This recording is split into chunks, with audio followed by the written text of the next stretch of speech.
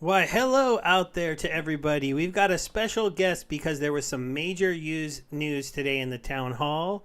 I see there's quite a few people here already, and yes, I did say this could be the end of the game to get a lot of people to come here, maybe, but I don't really think that that's what's going to happen. But go ahead and say hi, and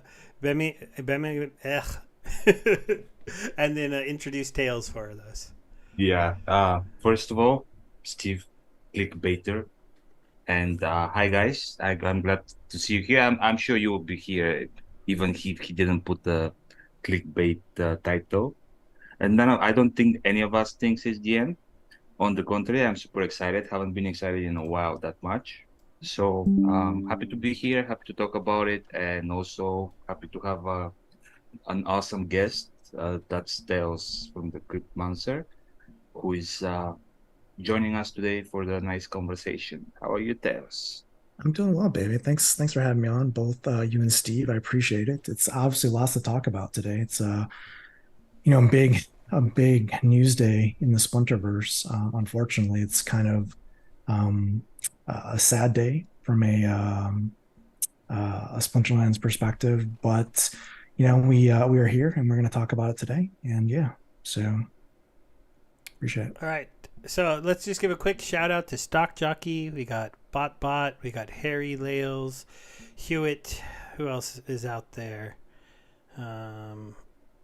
Fancy Charlie, Yeah, there's a lot of you here with us. Thank you for that. And I see a lot of you talking. Some people are okay with this, some people are not. I will say, as someone who's been here since almost when this game was brand new, I always am going to have a different thing. Like I would just go ahead at this point and hold my cards, keep playing this game when it's on 3 servers and there's 10 people playing because that's how it kind of started for me. It was 100 people on a Discord. It was people giving away free stuff. It was people blogging on Steam at the time. It was just a really small community playing a real simple game. I think we are falling a victim a little bit to a company that tried to grow faster than they could because their game got attacked by what turned out to be bots and not players. And that's always hard to recover for because a player can have my mindset of, hey, I'm here. I like this community. I like what this game tried to do, and just play the game and have fun and not even pay attention that much to how much stuff is worth. And then there's going to be the guys that came in during that bull run with the bots with DEC 10X, and who I feel bad for, because you're in a situation where you probably put quite a lot bit more money into this game than me. So I don't want to act like I don't care about those people when we're talking about this, but I just want to set you guys up for kind of why I'm not that worried. and I'm not worried at all. I mean, if somebody for some reason came and told me, man, you have to choose one person. Like you have Aggie, you have Matt. You have to choose one person that is steering the ship for Splinterlands. I like Aggie a lot, but I would choose Matt any day. I think I think as much as I like the former officer Aggie, I think the real brain behind Splinterlands has always been Matt, or most of it has been Matt. So now he's being in charge, and he having the ability to push whatever he was feeling is necessary for the survival of the game. I think he's like Deus, he's like realistic.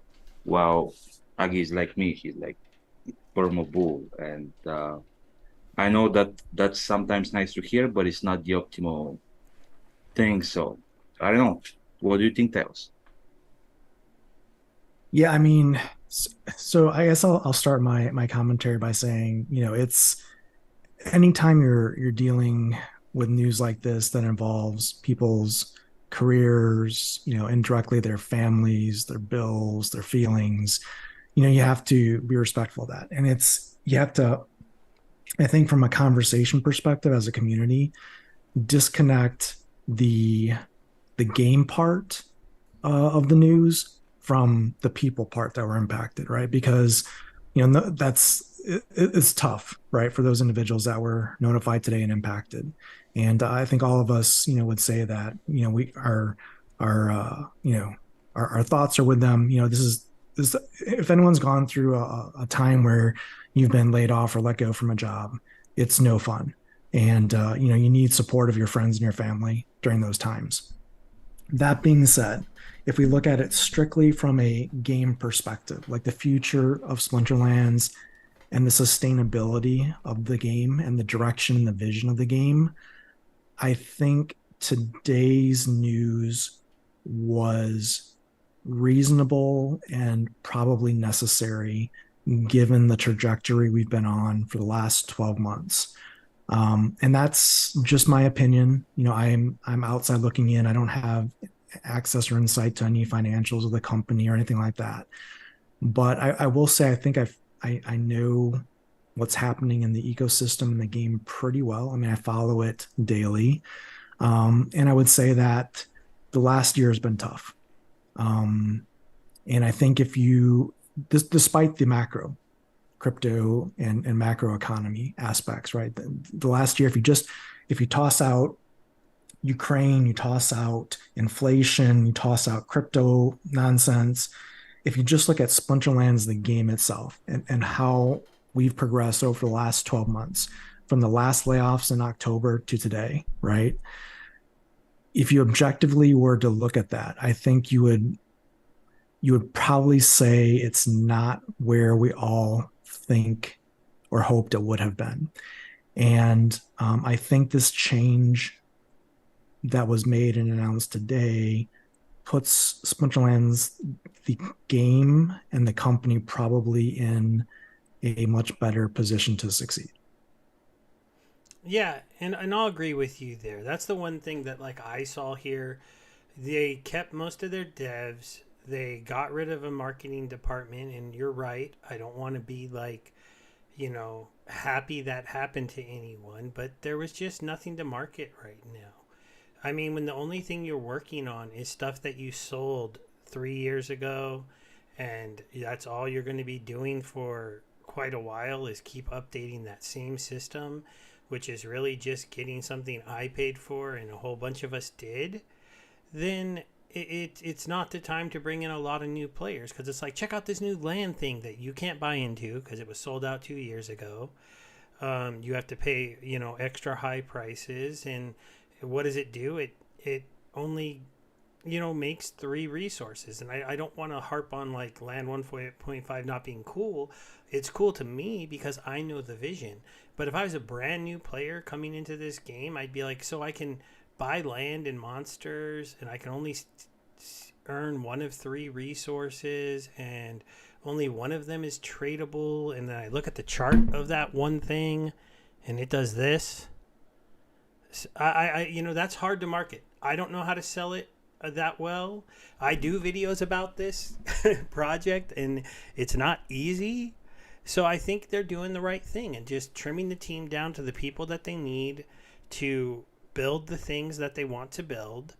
And you can bring marketing staff hopefully back, hopefully as we get into what should be a better next year. There's a lot of reasons why things should be better next year in the economy in America. And let's face it, this is, when it comes to the money that comes into this game, I feel like a lot of it does come from America.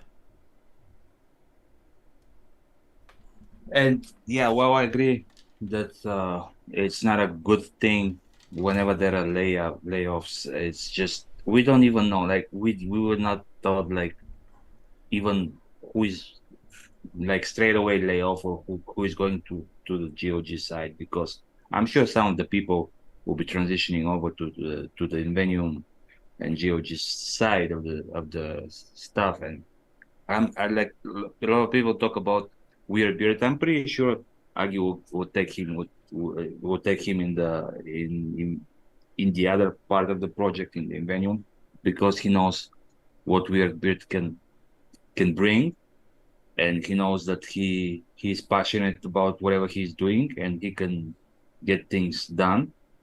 So I'm not concerned about that. Also, we don't know what kind of deals for probably future coming back or whatever it is. Like it's not good thing, but we don't know what talks have been had there. So that's why I was focusing on the soul event that is connected to the game. We have a change in the captain, and I for me that's a good change. And I think also, as I said, he's the more reasonable from the two. Matt is the more reasonable. Like he's the one that is more cautious and doesn't get much into the hype. So for me, overall, the whole news was a net positive. I mean, again, I'm not saying that people that were laid off deserve to be laid off, but since we don't know what is going there in that direction, I can only talk about how it affects the game. And for me, it was net positive. I was excited from what I heard, and I think we'll be seeing better times ahead. Yeah, so baby, I think I have to agree with you here, and I know that's gonna be shocking for Steve and possibly yourself, but yeah, no, I agree. I mean, I think it's from what we understand of Matt's definition of runway for the company, which is a little disturbing, honestly, that it's different than Aggie's. But in either case, it seems like this was the prudent step that needed to be made to guarantee that the players and the game had a future, realistically, right? It sounds like there were some significant differences in opinion on strategy and how to proceed forward. So it's better that something like this happens today than, another 3 months later when it's too late. So I agree. I think for the future of the game, from a vision perspective, from hopefully an execution perspective, that we are going to be in a better spot. I think it's important for the community to understand, though, that the near term may be painful, right? It's this is change. It's going to slow down things like town hall communications, as was mentioned in the town hall today. It's going to, change perhaps, how fast development happens. Perhaps, I mean, it looks like they didn't lose very many developers, but even when you lose staff across a company, that means, for example, instead of Matt maybe working on the 2.5 land white paper, whatever, maybe he's doing more fundraising and other VC type things, occupying his day rather than that. So we'll have to understand that maybe things slow down even more now, perhaps. But I think that's not necessarily a bad thing, because remember what Matt said in the town hall today was it's about focus and focusing on the right things, getting those things right, getting those things delivered. While it may take more time, if we get there, if we see something delivered and it's good quality and it's the right thing that adds, for example, value to SPS, utility to SPS, utility to the game, value to us as asset holders, it's worth the focus and the time it takes to get there. So I would just caution everyone, who's on this, this stream tonight, is I think this is good long term for the game, but I think at the same time, near term, it's going to be probably a little bit choppy. So just be patient. Yeah, and I'll say that too. We can already see, we're going down a little bit. That's not actually that much considering what happened today. So I'm okay with this, because some people are gonna, some people were almost gonna walk away, and then something like this happens, they're gonna walk away. There's going to be, cards are going to go cheaper again, and those who have money can buy them if they think it's a good idea. There's definitely some interesting things coming on. I wanted to get your guys' opinion on this one thing. Matt's idea of having the DAO pay $250,000 for Rebellion to be made so that we can then get half the sales. And it seems like he said they could sell, in his mind, in 1 year, 3 million packs, which to me seems a little bit low for a core set. But if let's say, let's just use that number, 3 million in a year, at he said Chaos Legion pricing, but then at the same time said $5 a pack. So for easier math, want to just do 5 is 15 million, and so you'd be looking at $7.5 million coming back to the DAO. It's one of the craziest things I've heard in quite a while. Because wow, I want an investment opportunity chance like that. But what do you guys think? Am I missing something there, or is he just giving a lot of money to the DAO? Well, I mean, the DAO is an integral part of the game. I mean, you know that at some point, those rewards, like that SPS will stop, and we have to figure out a way to reward players. So that would be the DAO's job. And yeah, having a way for the DAO to get some of these earnings is cool. Also, major point, the DEC that goes there, it's like kind of like locked. You can look at it locked, not non-liquid DEC. So uh, I think he's willing to take a cut in the company's payment just so something goes to the DAO, because sooner or later we have to cross that bridge. And I guess as he's being a cautious guy, he prefers to cross that bridge sooner, so he knows that on that end stuff is cool. And I'm thinking if he's willing to do that, probably the situation is not as dire as people tend to feel from what is going on. I think it's just preventive. I don't think it's and he said it even, like, it's not like, guys, we're bankrupt, we don't have any money in the bank or whatnot, but it's it's a preventive measure, so they don't have to. And I just want to mention to the Kraken's point. Kraken mentioned that management of daily operations is something Matt dreads.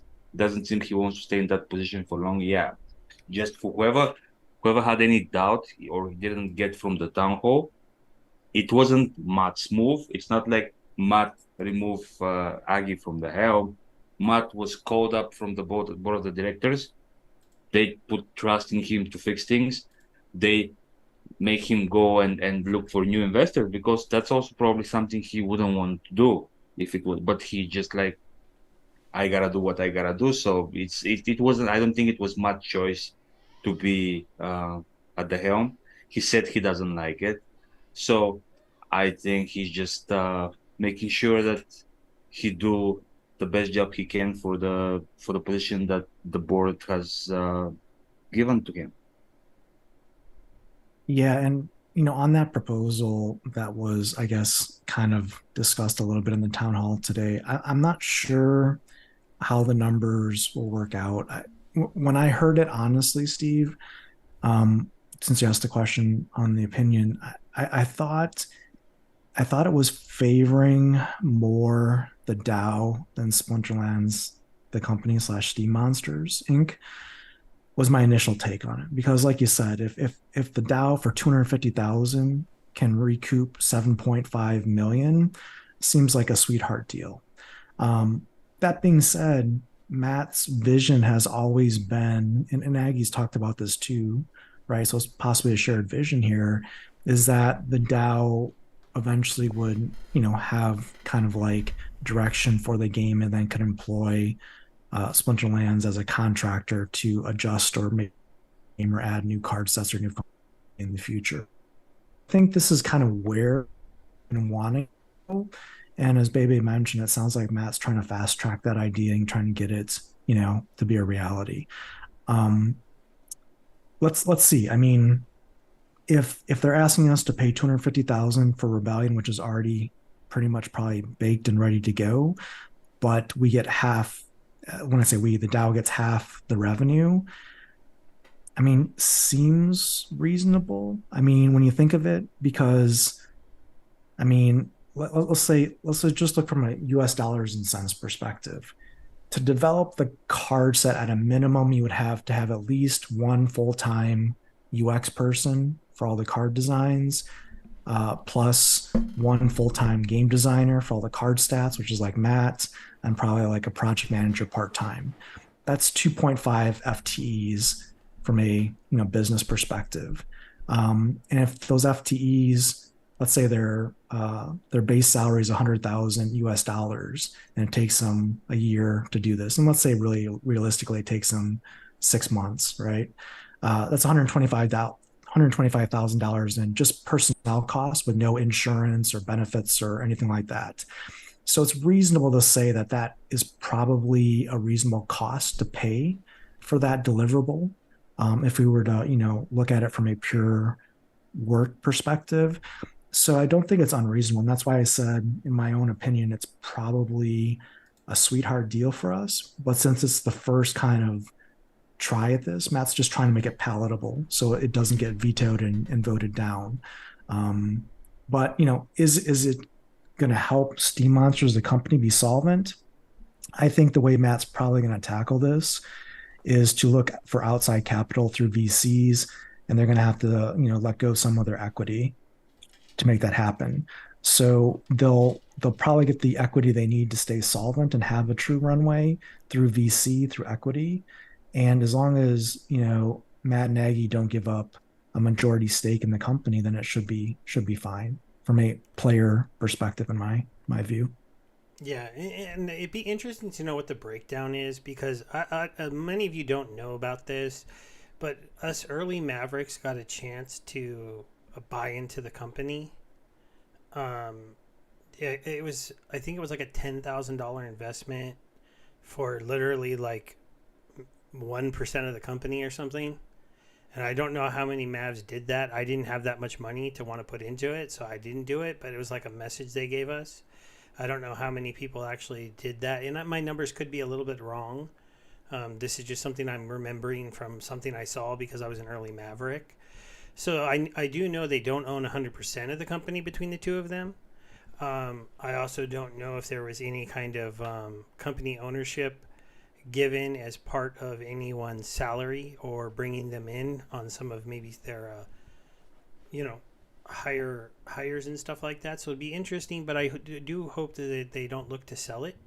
Reading between the tea leaves, I would kind of say that Matt's comment that he has been kind of frustrated at some of the stuff and decisions that were made, and the reason why he's so confident he can go get money is because I believe he's willing to lower their evaluation, and he knows if he lowers it, he has somebody who will come in and buy 20% of the company for that lower number. At least that's kind of how I felt with his confidence that he can go get money, because lots of times he said he could go get it, as is kind of in my mind, but his mindset on where things are, he feels like he can get it done. I think he can. I think his confidence is because you both know that he's very tight with a lot of the eat wells, and I think a lot of those people have a lot of money, and I'm sure that if they are told that now he's in charge of the company, they will be probably way more confident to invest in the company. And I don't even know if he'll have to give up any of the equity. I'm just thinking that there will be some deals to be had, but not necessarily giving away any part of the company. So that's just my thing. I mean, I don't have any inside information or anything, but just I feel like he counts on his connection with the Eat Wells, and I think that's fresh money he's planning to bring. But that's just my opinion. Yeah, and maybe and I hate to maybe take a segue here, but I saw a very interesting comment from Matt Clark. Actually, Matt Clark had two comments here, so maybe we can touch on that in the chat here. He mentioned that it's about confidence. People who worry about the viability of the game long term are going to look for opportunities to extract and get out. Those who believe we have plenty of runway and clear vision for the future are going to look for opportunities to invest. And I guess a question for each of you is kind of using the more or less exercise that Aggie and then Darkest Night have talked about in the past. After today's announcement, compared to yesterday, do you want more or less of Splinterlands assets in your life? You want to go first? Sure. Yeah.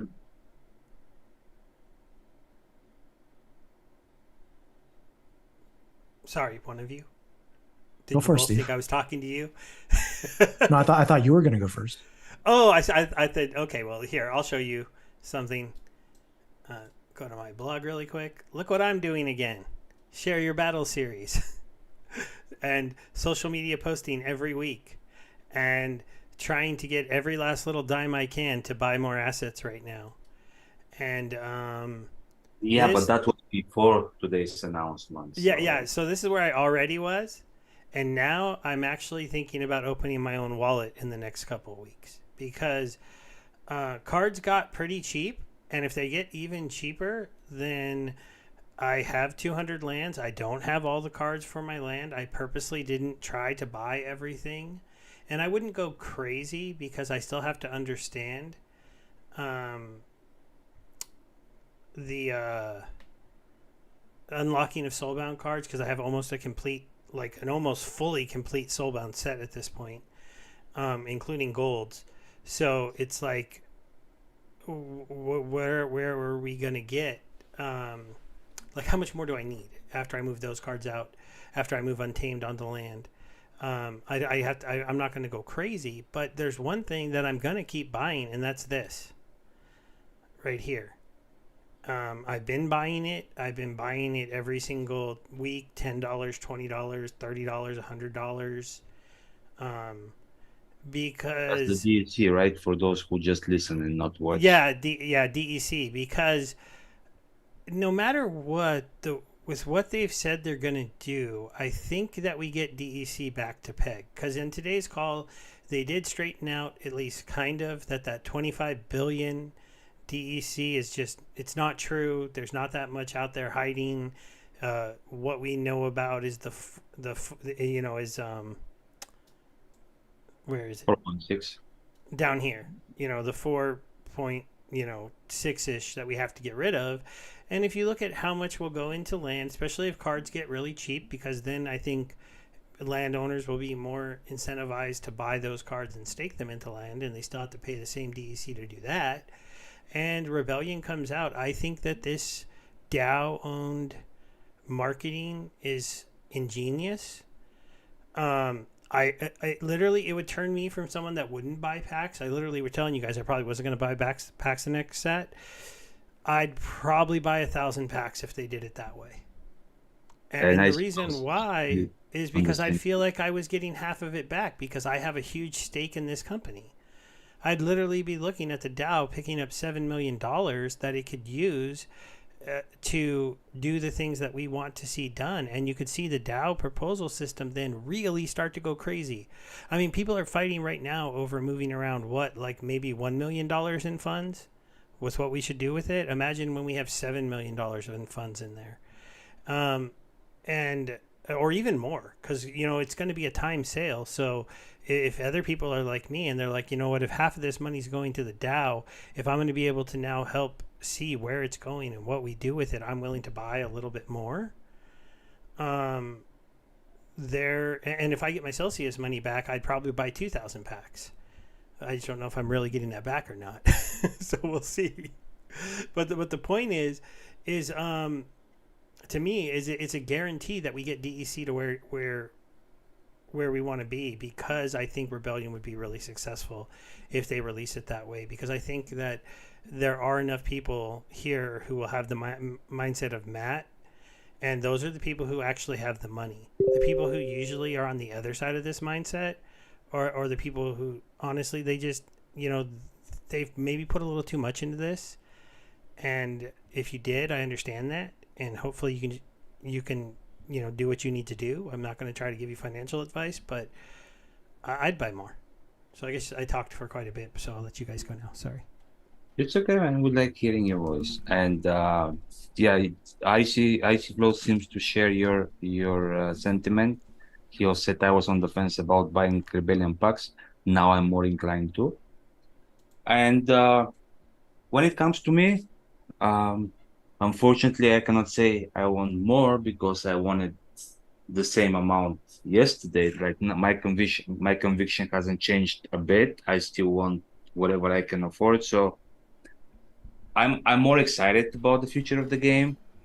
Um, but I've never had any doubts that I will go the extra mile to make sure that I buy some rebellion. Like the banks will take the hit instead of me. So I mean, once I get their money, yeah, they can catch me if they can. But yeah, I'm pretty stoked in general about rebellion coming, and I definitely want to dip my toes there as well. So if you can count that tails as more, I want more assets. Yeah, I do want more assets. But what I'm saying is just I wanted more assets, as much more assets yesterday as well. So for me, that that didn't change today. Cool. Yeah, I mean, for me personally, uh, long term, I want more after the news today. Long term, right? Because I agree, as we talked about earlier, with the changes. That being said, I'll paint a different picture. If we woke up today in a different Splinterverse and the news on the town hall was Matt was stepping down and walking away from Splinterlands, was not going to be part of the project, I can tell you my answer would be I want less. And if that was the Yeah. case, I'd be selling assets. But that's not the case. We have the exact opposite, which I think is good news.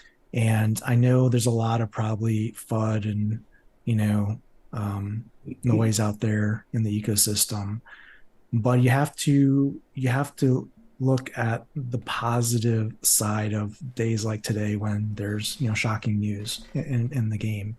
And the good news is that, from my perspective, I think it's good news. The good news is that Matt is in the driver's seat.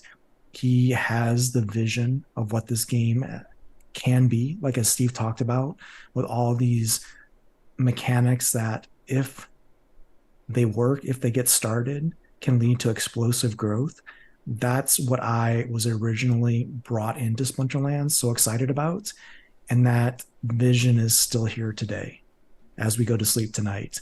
And from that perspective, yeah, I would be in the category of more rather than less. If we go to sleep tonight.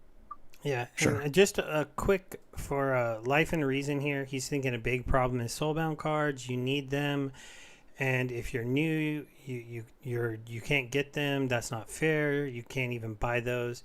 Well, in they've already said that eventually there'll be a way for us to move them and be able to sell them, but they will be expensive. And this is one of the things that I've talked about sometimes, lots of times when I say things, people say that things are not fair. I'm like, they've never cared if it's fair. Okay? Is Kitty and being the most dominant card in the game and sold at a time when there weren't that many players in the game and we got to buy it for $10 fair to any of you? No. But when you're here early, you get those advantages. You come late, you got to pay more because you weren't here early, or you have to grind them. But eventually, there's going to be a new set of soulbound cards, and there'll be a chance for you to go ahead and buy those cards. But you'll have to buy them off of people like me who have extras. Market demand will not be the only thing that drives their price, because you'll have to pay DEC to unlock them. So that's where those will have like at least $5 more than it cost me. And then we have.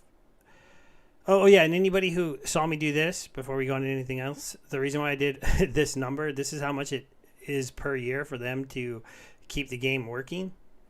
So $600,000. So if they did make $7 or $8 million selling cards, even if they split it with the DAO on the other half, that's more than enough to keep the game running for a few years, after their salaries. And what did we hear him say? You got 20 salaried employees? No, he said, "Whoa, yeah, just like 20 salaried would be like, yeah, if they were all 100K a year, which is, do you think they're that much? Maybe that'd be 2 million a year. And then 15 contractors, I'm going to put them at, oops, not 15,000 contractors. This is really rough numbers here, but like $75,000 a year. So maybe $3 million a year in salary. So $7 or $8 million from Rebellion could give them enough money to keep the game running comfortably for about 3 years, roughly. I could be overdoing salaries too. I'm not. Yeah, I you might doubt be. they're all at 100K. Exactly. Yeah. But those are just some really rough numbers I was looking at in my head. That's why I busted out the calculator earlier. If anybody wondered why I threw that number on the board and then I just left it. Well, I want to welcome all the new people. Like we have Darkest Night in the house. We have Level Up Life as well. Astel Setterly, Matt Clark is here. Kraken and Blood Zero, two colleagues on the stream side. By the way, I was still streamers. I mean, I was still like, if the whole marketing team took a hit, I guess we're out of job too, man. Steve. Or Tails as well, actually. No. They said Rondon was still there, and Oh, Rondon has a Rondon, yeah. But I mean, and Rondon already pinged us for a meeting tomorrow about the new promo on Splinterlands TV. There's a alpha. well, There'll be another promo coming, guys. that was a few days ago. So I mean, I haven't seen Was that anything. meeting? No, that meeting is tomorrow though. I mean, it was announced a couple of days Oh, ago. well, I haven't seen them say we're not having it. I doubt they'd get rid of Splinterlands TV. They don't pay us much. I know, but I mean, the Let's marketing see. thing. Should I do our salaries for a year? No. Yeah, probably, yeah. Here But, you go, guys. yeah. That's about it. $100. No joke. But yeah, I don't know if we're still like contractor. I mean, yeah. We'll figure I out. imagine we are. I don't see Splinterlands TV going away yet. They've choosed with the promotions that they can get like 100 people watching. And if they don't have any marketing people anymore, then they need some of us. Like he said, hey, he wants, maybe when the Dow has $800 million in it, Tails, we should put a thing in there for them to, start giving us and all the other people who do all these videos a little support, huh? I just have a question to both of you. If Random says tomorrow, for example, guys, I mean, we're not able to pay you anymore. Like, whoever wants to keep on streaming, it's like, I mean, we can give you like your share of the subscriptions and whatnot, but we won't be paying your salary. Would you keep on streaming, or would you move on? Both you and Tails. Well, I mean, I already stream. No, I mean Web3. Splinterlands TV. No, I know, but I mean, I'm just saying I already stream Web3 content, which is also including Splinterlands TV on my own time anyways. I already create content for Splinterlands free of charge anyways. So, I mean, I don't really see that changing, whether Splinterlands TV exists formally or informally, or we get paid or not paid. At the end of the day, my unfiltered thoughts on this, since you just asked, off the top of my head is, if they thought Splinterlands TV was a cost that they didn't want to incur, given the recent announcement and the cuts, and I would be fine with that. I mean, that would make sense to me. And let's see what Ron has for us. I mean, if there's news that we can stay on and continue, great. If we can't, then I'm okay with that too. And I'll still do my own thing, and I don't think that'll change. I mean, like I said, I already cover Splinterlands a lot anyways, whether it's on Splinterlands TV or on Twitch or on YouTube. So, it's not going to change necessarily. Yeah, I went down to only streaming 1 day a week now on Wednesday nights. If we weren't getting paid, I would probably keep doing it. It'd be cool if they could give us some packs or something, but if they really went down to absolutely nothing, it wouldn't. I'd probably keep doing my show just because I'm only doing one.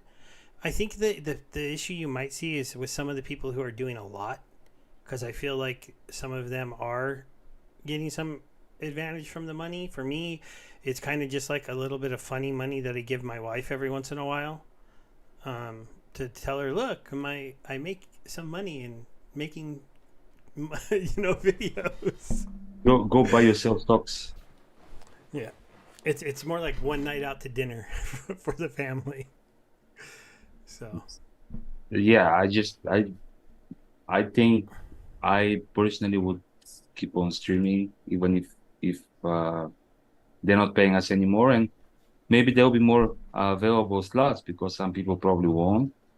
But I don't mind. I mean, I really like the conversation with the community, and I still would do it. I was just curious how you guys see it. Like for me, it was never the money. I mean, it's not, you both know it's not that big of a deal anyways, the money, but it was never the money. So yeah, if I have the chance to stream and even if they don't pay us, I'm totally fine. I'm gonna have to figure out a way to sneak some money into the bank account though, so my wife thinks I'm getting paid. Yeah, you have wife, you have problems.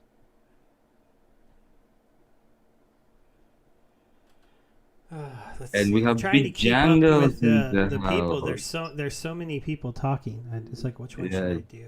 So how are you doing, jungles? Welcome to the stream.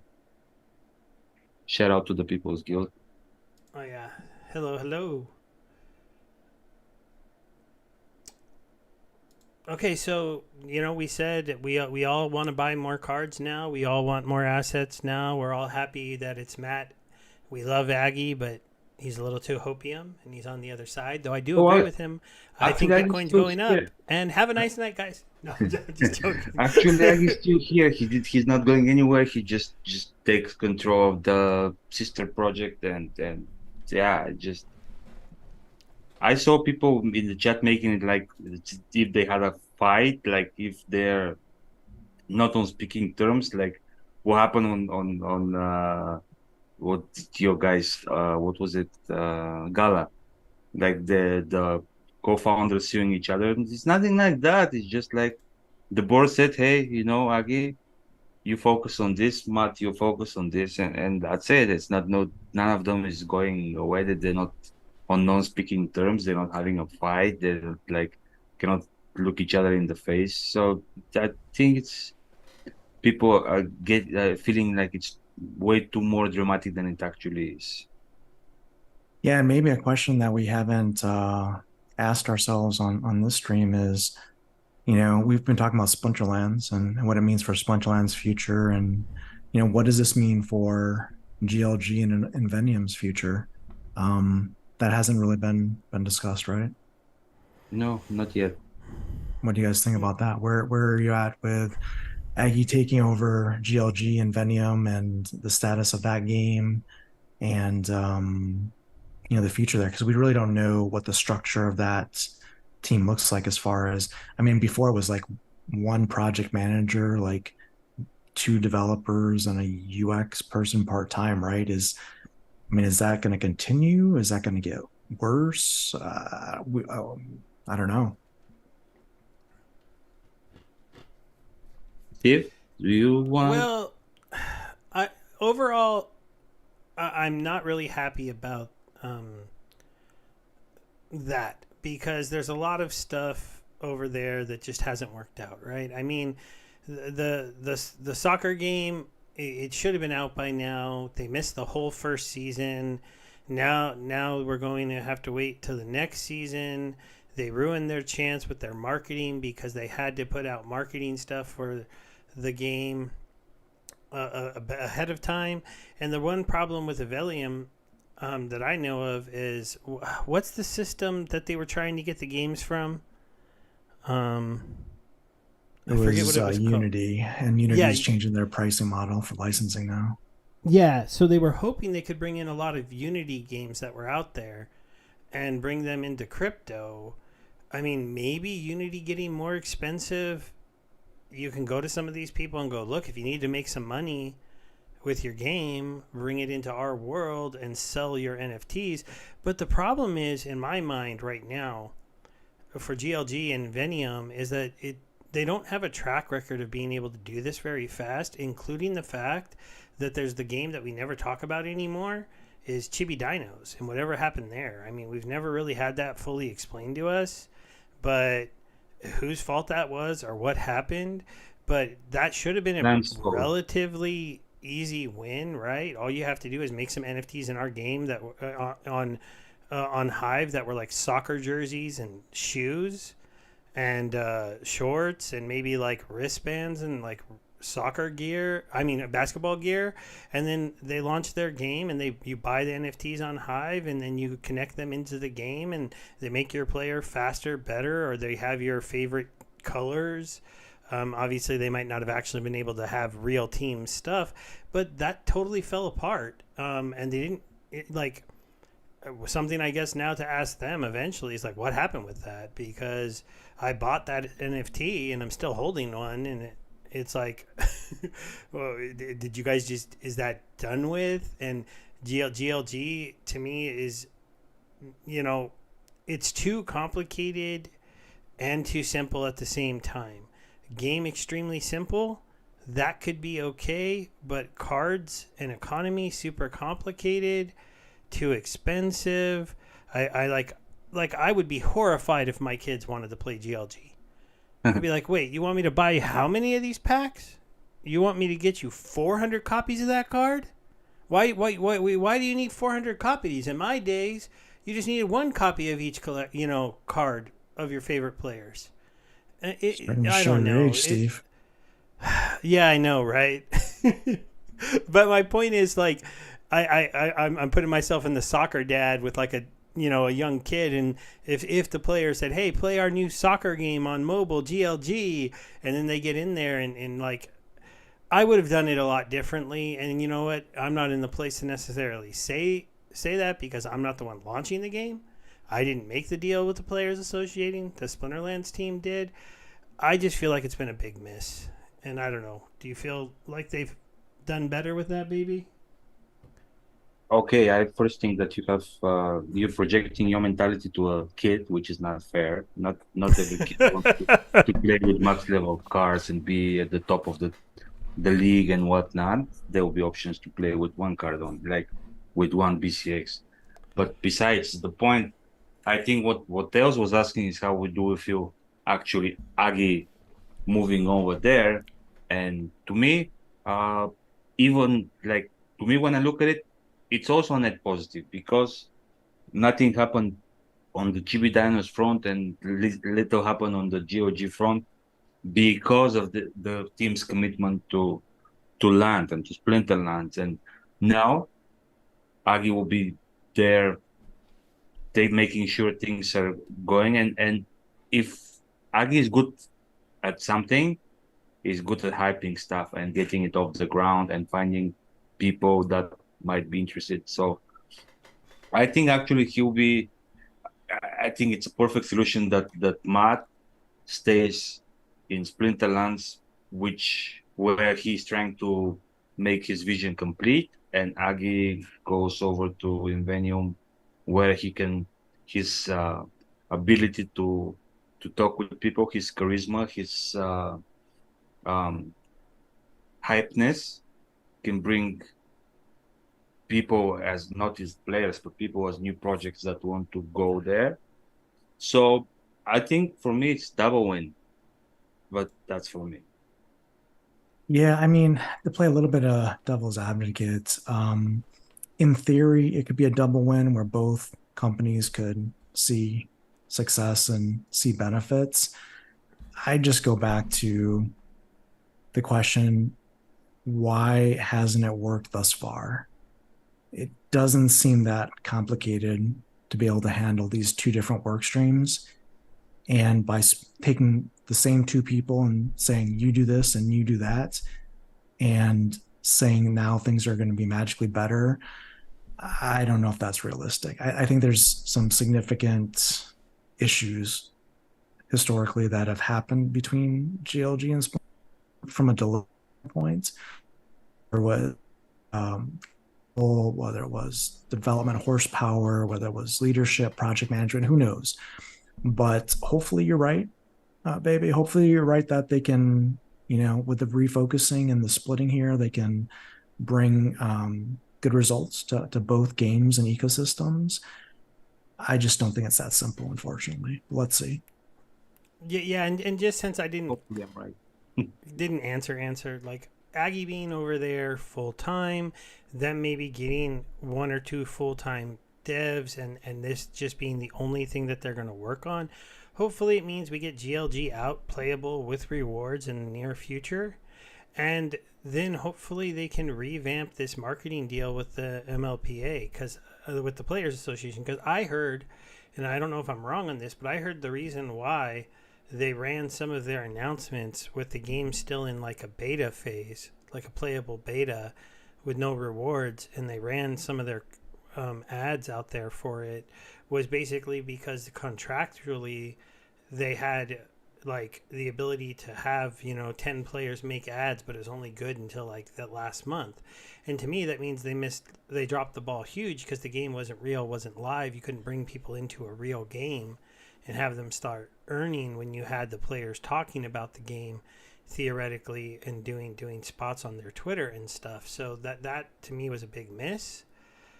And so I'm not super hopeful, because when I look at that, it's also that other game that I said didn't get here. And so I don't know if he can fix that.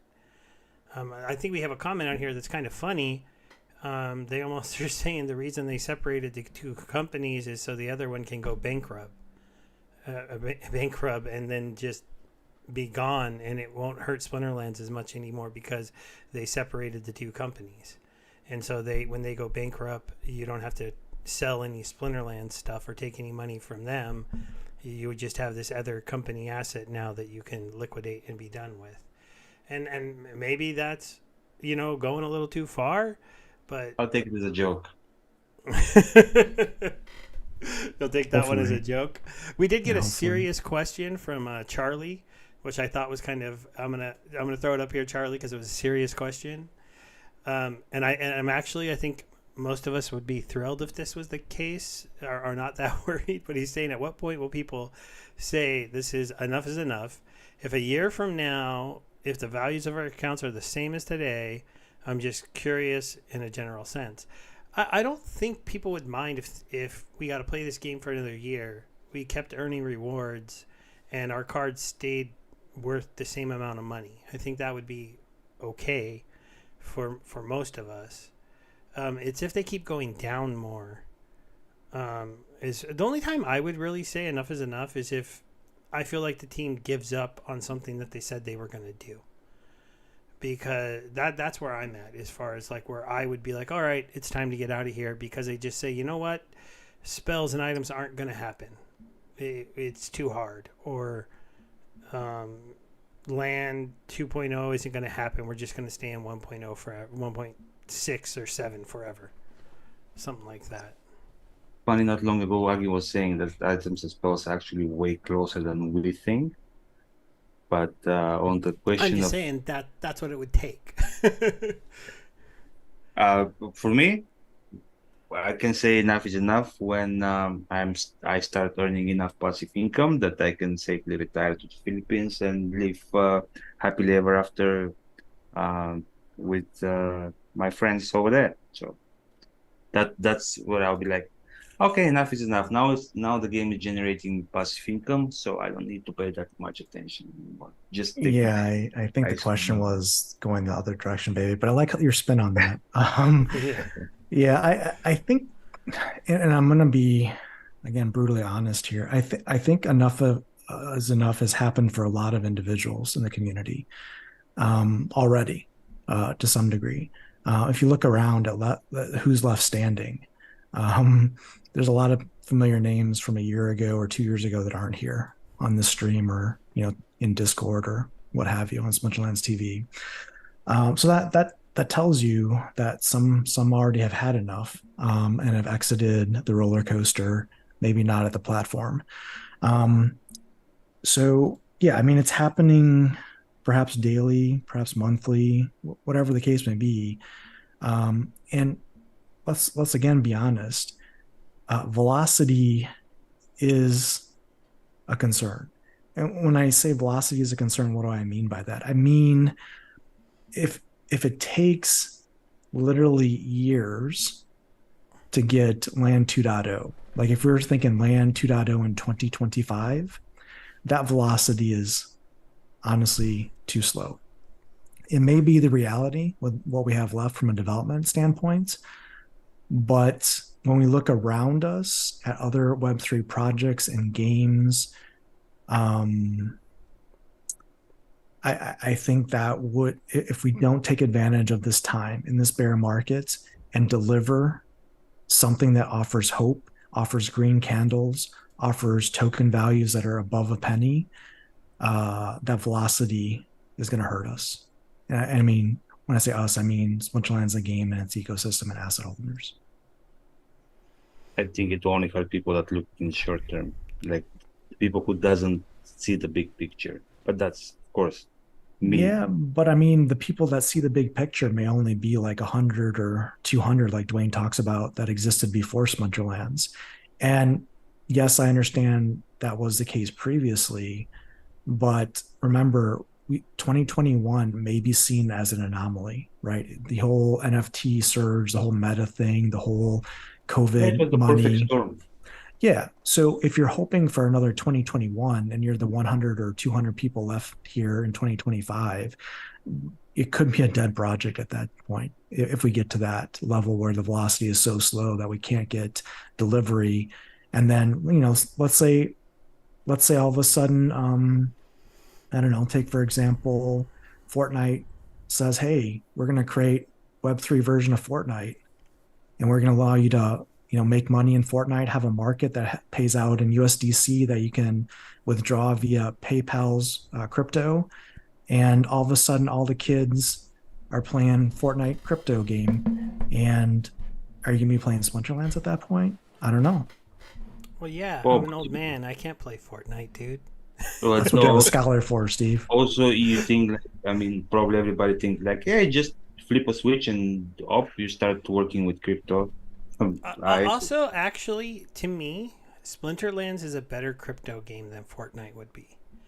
And the reason why is because when you talk about like the regular gamers and gamers who just want to have fun, like I don't think ever when I played shooter games, because there was a time I played shooter games, I was pretty good at them too. Um, I oh, I didn't really need to own my gun, right? Because it wasn't that type of game. You log in, you play it, you find that gun in the game, or when I used to play CS:GO and CS back in the day, those guns weren't that important. They didn't stay with you. There wasn't anything, you just played that game for fun for like an hour or two, and then you stopped playing and you played it again. Fortnite to me is the same type of thing. I know they've put in like skins and really unique like parachutes and maybe unique, like I think the sword weapons. I'm not a Fortnite player, so I'm guessing a little bit here, but those type of items, I don't think people care as much about them being like an asset that they can make money off of. And that's why they're so against NFTs. But like when you look at card games, or you look at MMO games where you have to play them for years to get certain equipment, I think those are the kind of games that can crack the code on being an NFT game. Because when I played WoW for 2 years, and I eventually left that game, would have I liked to be able to sell that character that I put 2 years into, or that account that I put 2 years into, and I had like 3 max level characters with some of the best gear in the game? Sure. That would have been cool because I put years into that as opposed to just having fun with my friends on the weekend. Yeah, but Steve, what if they released a WoW version that was Web3 enabled, where you Well, could do yeah. everything in World of Warcraft, but you could do it with crypto and you can earn from it. It wasn't against terms of service and it wasn't bannable or shady marketing, off market stuff. So that's the point is Web3 is coming. And yeah, the but Web3 that's also coming is not Splinterlands Web3 as far as the UX graphic quality and gameplay, and also the timing, hopefully, for Web3 is getting faster to deliver. That's my point is, look, there's competitive market things in flux here. If we stick our heads in the sand and say there's nobody looking to innovate on Web3 and we have all the time in the world to get this right, you're kidding yourself. You're not being realistic. Web3 competition is coming. It will take the attention and the money out of the Splinterlands ecosystem if we do not find something to keep the attention and the money here. Yeah, I just want to comment on the whole WoW thing because in WoW is potable and exploitable as hell, and if if they would need to implement whatever type of Web3 element into the game, it won't be easy task like at all. I mean, so if it was like same thing was with the Fortnite. If people seem to think that it's an easy switch, you just implement a token and boom, you have a Web3 game. And nobody says there is no competition. I mean, I know some awesome games are soon probably coming out of alpha and beta, like Illuvium is one that comes to mind. But the thing is, all those games, they would have to go to some extent through the hoops and jabs that Splinterlands already been. Like it's not it's not easy to be leading company, and it's easier for the competitors to follow, but still you are still ahead with having dealt with something they are yet to deal. So nobody is thinking that competition is not coming, but I'm just thinking that still, I believe when it comes to Web3 economy, Splinterlands is way ahead of everybody at the moment. Could it possibly things change and competitors catch up? Maybe, but I just don't think it's much of a concern at the moment.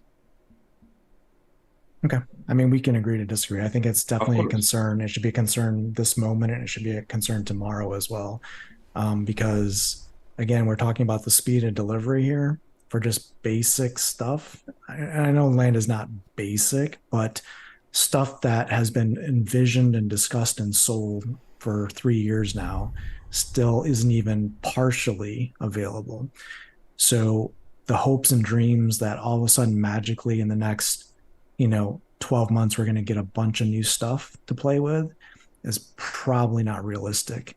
And I Yeah, think the community should. Illuvium was supposed to launch almost a year and a half ago. Launch. They're still in beta, and not even fully beta. Like, not all elements of the game are fully beta. And yeah, I mean, I've been following the project closely because I'm also invested there. But if anybody thinks that delays that we're seeing is just solely purely in Splinterlands, and then the other games, they're just rushing through it, and Illuvium, they had the ambition of being a triple A game, so they had spent a lot of money on team as well, and they're still striving, like they're still fighting with getting out of beta. So it's not impossible, but just we are on this side of the road, like we're this side of the field, and it's always greener on the other side. So you're thinking like, oh, we're here stuck. There is no development, there is no improvement, nothing is happening, and those people they're crushing it, and they'll just pass us by. It's not always the case, and of course, I agree with you that we can agree to disagree. I'm just sharing my opinion about it. Sure. I mean, it only takes one real development studio from a traditional Web 2 sense to get serious about innovating in Web 3, and it's going to be off to the races. No one's done that yet. What if anyone did with real developers, like game developers and graphic developers? I think we might be having a different conversation.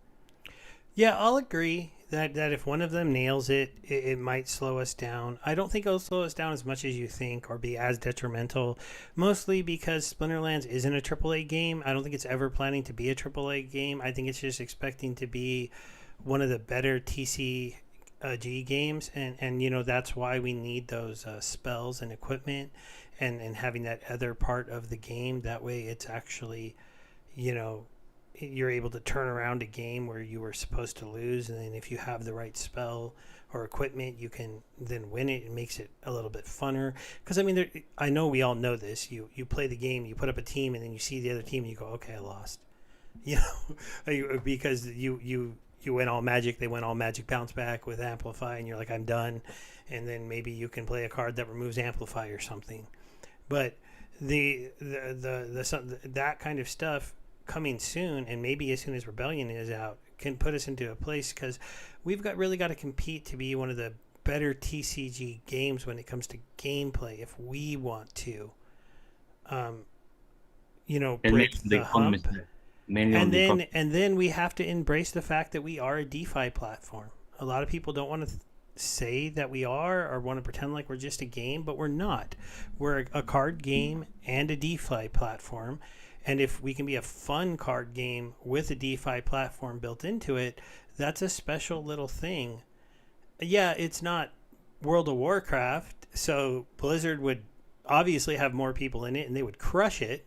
But hopefully, we could become the card game inside that World of Warcraft. but it's tough to say for sure. But a lot of the people, I mean, I've seen 2 or 3 times really good games, and they just blow it.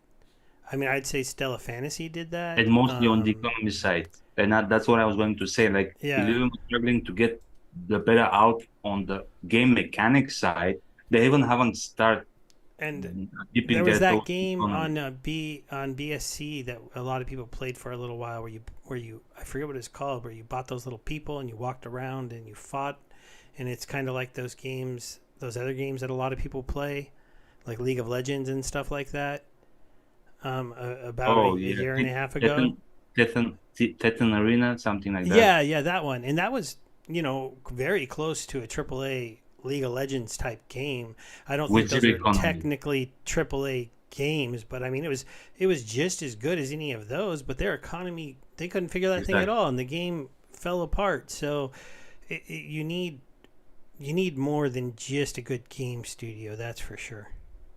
Yeah, and let me so I agree. So Splinterlands, from a conceptual perspective, has something that other companies don't have. That's tokenomics, and it's working on the blockchain. Things like a rental system, all these things that we all know from Splinterlands that we maybe take for granted on the blockchain daily, right? That is a competitive advantage. And I completely agree. Splinterlands has that feather in their cap.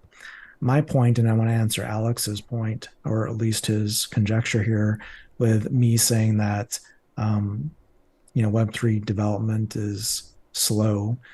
It absolutely is slow from what we're seeing. Look, you want to see what real development from a AAA studio looks like? Look at what Larian's delivered with Baldur's Gate 3. If you've played that game, if you understand the complexity there and the experience there, that's real programming. That's real development from a game studio perspective.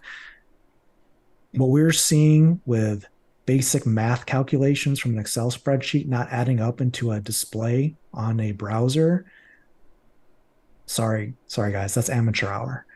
Is it important for Splinterlands? Yes. Does it have competitive advantages and be something that we need to see? Yes.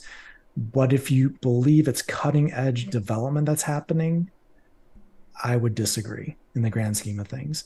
I'm not saying the developers aren't talented, they don't know what they're doing. I'm saying that there are studios that have much higher development bandwidth and capacity because they're larger, doing much more complicated things in the gaming space that really is not even comparable to what we're trying to enable here over multiple years. And if you think that's an incorrect statement, well, we can have a much longer conversation off stream. Well, no, that's correct statement, but also you have to factor that as Steven said, it's not just the looks. It's not like just having having developers produce something like super polished and super nice, because I mean, at the end of the day, the hardest part, and it's proven with all the failed Web3 games, the hardest part is to make sense of it, to make some economy, to make something sustainable, not just slap some looks and then people are playing for 1 month. They suck the hell out of the game as much as they can, and they leave. I mean, it's been happening over and over again. So But just here's the lose. thing, baby. As I mean, look, you can take Splinterlands as, let's say, a leader in Web3, blockchain, tokenomics, and gameplay, right? Literally, a Blizzard or an Activision or whatever studio could come to yourself or Steve or Bulldog or any pretty much anyone in the community and say, "Hey, I'll give you a consulting fee. Tell me all the things that Splinterlands did right and all the mistakes they made, and let's design this the right way." Right? This is not rocket science. This is Splinterlands experience is out there for the world to see. It's documented on YouTube. It's documented in Hive.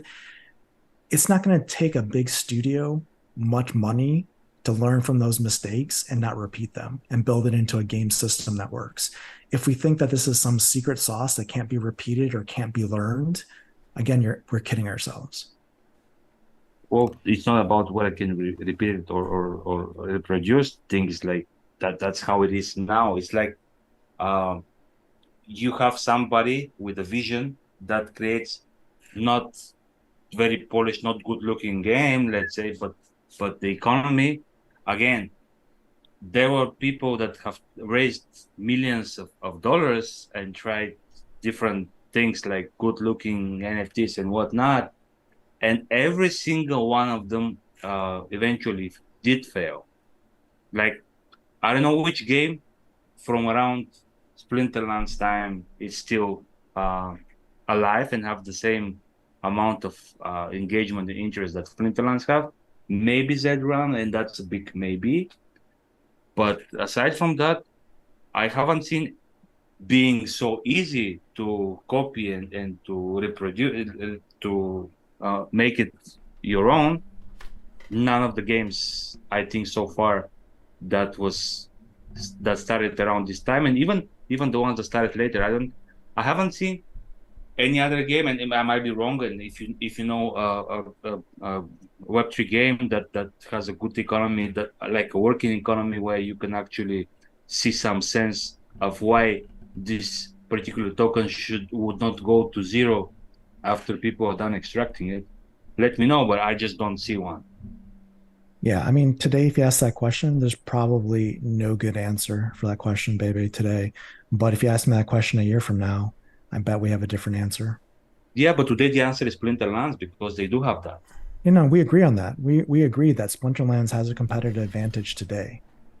Yeah, But and just the velocity is the issue on how fast they can deliver moving forward. and I'll agree with Tails on this part. They've taken way too long to deliver stuff that should be kind of simple. I mean, the land game Simple. 1.5 shouldn't be that hard. It's not a game we haven't seen before. It's just a land game where you stake some monsters, you stake some coins, and then you earn some other coins. I mean, in general, that kind of stuff should be relatively easy. Now creating the world is the hard part.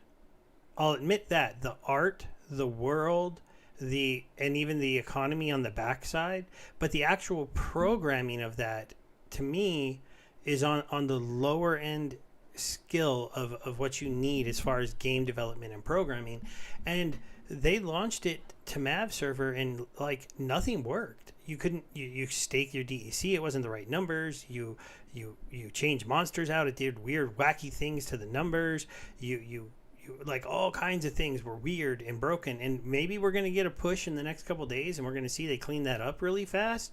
But it's weird because they've had a long time to work on it and it's a relatively simple game, and it was disappointing. Like, it was so disappointing to me, I didn't even play it the first couple days because I went and watched a couple people play it and I'm like, it doesn't even work. It's all broken. Like, and it wasn't the little errors or the delays. I don't care about that. It's a test server. It's like, if I stake this many monsters, I should earn this much. And then when I go to and change one, it should change it this much. And it's worrisome as we head into the next one. And people are like, well, even Matt today was like, I think we'll be able to do 2.0 faster, because he did say you're lying. Well, we've already set up everything. It's just adding a new item, as opposed to having to set it all up again.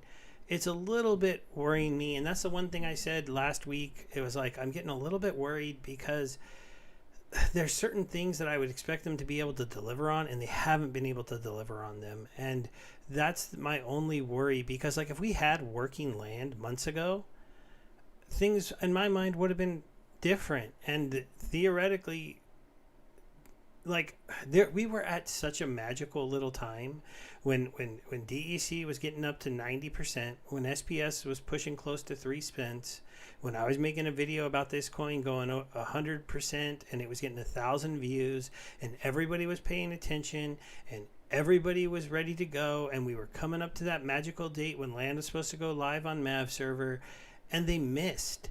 And you can't, like, sometimes you only get one shot, and you can't blow your big opportunities to grab a hold of a lot of eyes and a lot of people, because you don't know how many people might have been looking like, why is SPS going up? Why did it go up, a lot? Because it went up from like 1.5 to 2.5. That's a lot of percent. Why did deck go up 20%?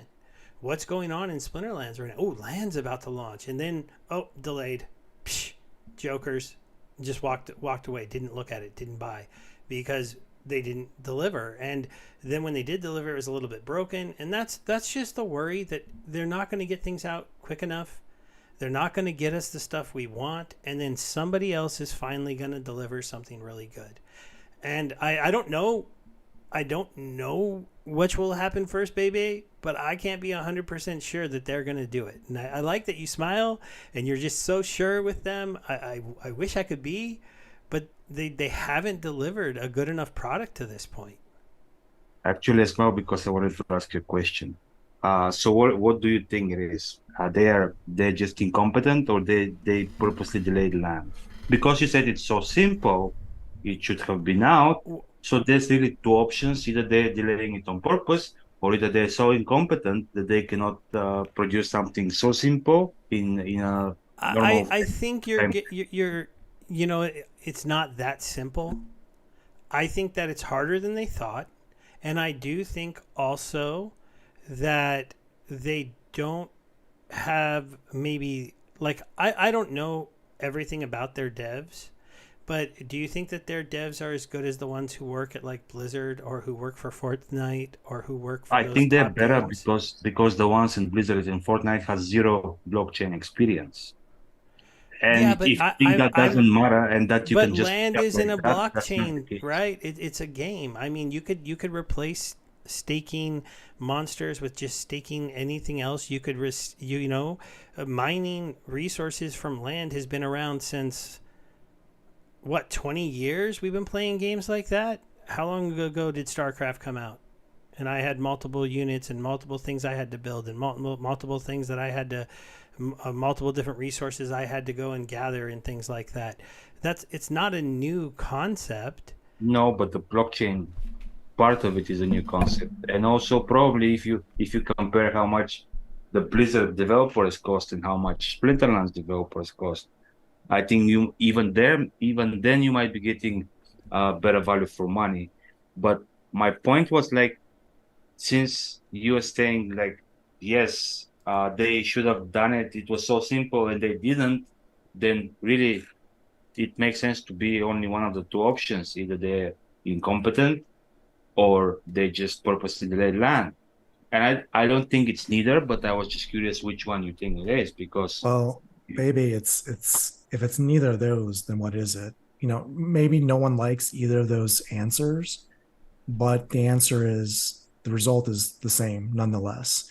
Maybe it wasn't intentional, maybe it wasn't incompetence, maybe it was some mysterious force in the universe, but here we are, right? And here's the results. And at the end of the day, we're stuck without land, and we still don't have any ETA when it's going to get here. We still know the scope. As Steve mentioned, it's not rocket science. We're not landing people on Mars here, right? We're doing basic Excel calculations and putting it on the screen and on the blockchain. So no matter the reasons on how we got here, pick whatever reason you like. Which, if you think it was nefarious, if you think people are clueless, if you think it's alien conspiracy, doesn't really matter. We're here today. the lie and whatever makes you night. But it's still the reality is we're not where we want to be. I'll just make one more analogy again with Illuvium, since they also have land, and they're actually better for land. Started way before our beta, and they're still in beta. And there is not much. Yeah, it's more polished, as in like SimCity style, like you build up different buildings and whatnot. Wait, which But game? Illuvium, Oh, Illuvium. Sorry, I don't know anything about Illuvium, so I don't know yeah, how to but talk I about follow it. them. That's why I'm telling. Like it's also land game. It's like they make it like you put buildings, and each building costs. They have three different types of resources. So pretty much it's the same thing. Like you have resources, you build buildings. For certain building, you need that many resources. The building opens up something different.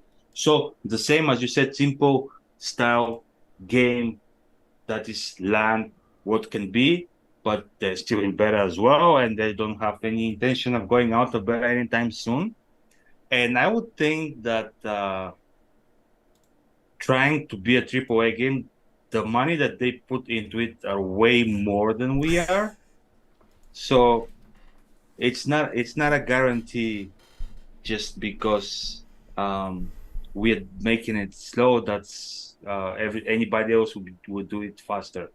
I'm thinking. And again, I'm just comparing real projects and similar stuff.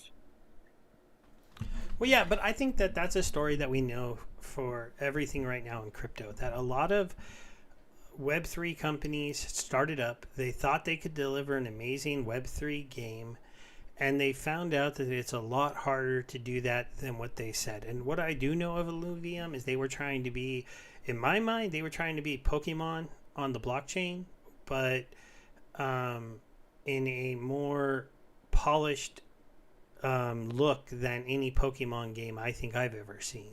But it seems similar to that. Catch monsters, use monsters to battle monsters, run around in an open world. Is how I remember it being pitched. I just didn't pay that much attention to it because I wasn't going to put, I had already put $3,000 into land and been waiting for that for a long time. So I didn't want to put a lot of money into any more pre-sales on games that I couldn't play. Not to mention I did a whole bunch of that on Gala, and that didn't work out good for me at all. Like I took hundreds of thousands of dollars in profit in Gala and threw it back into their next games that were coming out. And that's probably my biggest mistake in crypto. I won't say my biggest mistake was Splinterlands because I did take enough money out of Splinterlands to be at a break even actually made money from this game because I sold a lot of cards during the bull run. But there's just this idea for me is that they have to, the only thing Splinterlands has to do to be successful is deliver on their stuff and do it in a fast enough amount of time that we don't miss our next opportunity where people have a decent amount of extra money to put into things, because there is a good chance in my mind, this is one of the things I mentioned earlier before, I think Aggie's right. I'm pretty sure that we're going to get a bull run here soon. I'm pretty sure that we're going to pump the market in the USA next year because, well, it's time to get a new person, you know, to be running the whole USA. And if they always seem to pump the market when we're going to be voting for someone because they don't want to lose because the market is down.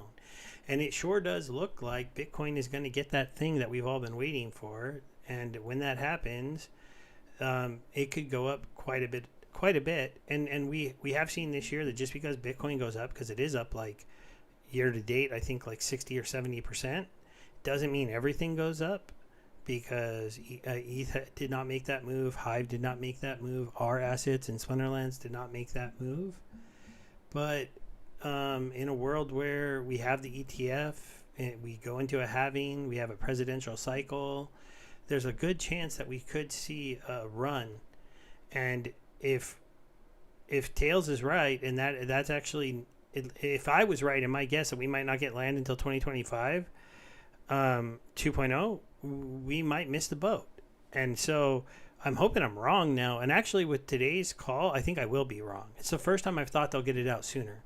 Because Matt pretty much said all we're going to do is land 1.5, get Rebellion out, and then start putting out every little piece of land we can is in like a land 1.6, 1.65, 1.7, 1.8, 1.9, like adding every little piece they finish coding into the land game.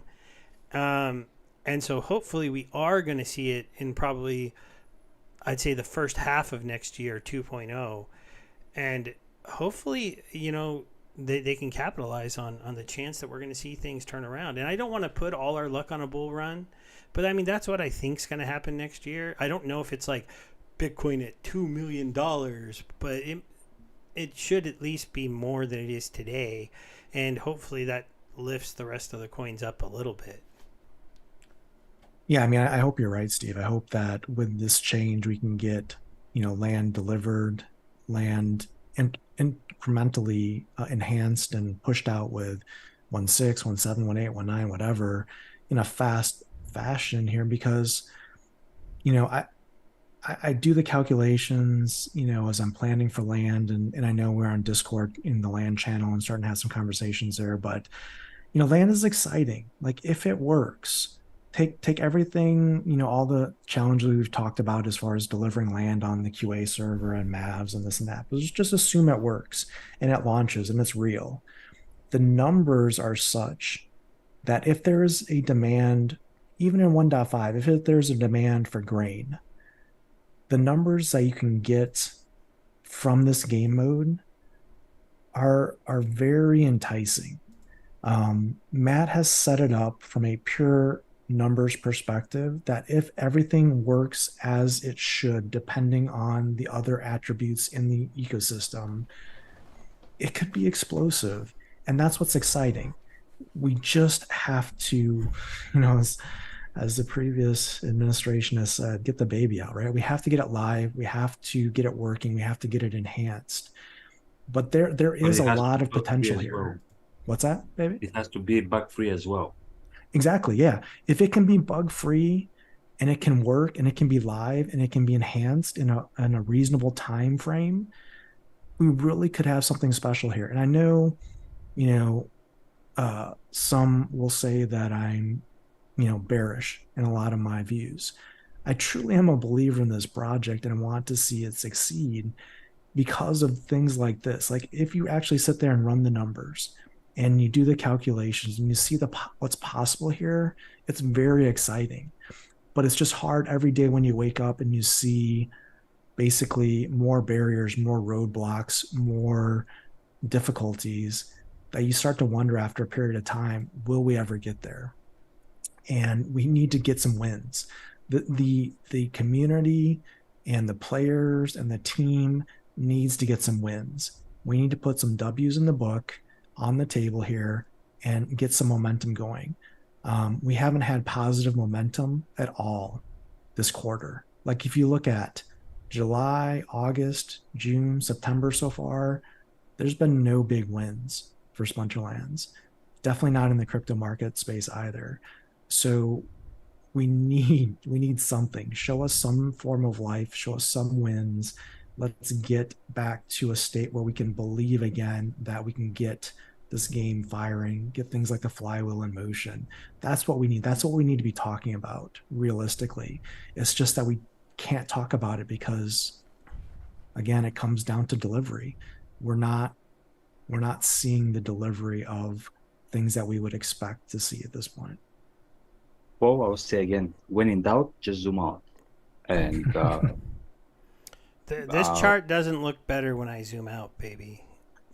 Well, I mean, yeah, if you zoom out now, obviously, but that will be you not seeing the big picture. But the reason I made that potential little joke wise, but you made the video, so it seems like you see the big picture. I do. But let's answer Gathering's question. So when sub 1 penny SPS, if that happens, are you buying or giving up and selling it?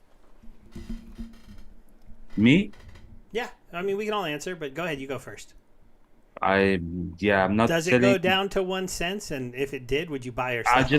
just, I'm just trying to make sure that he put it right. He meant 1 penny or $1 because I mean, it's different.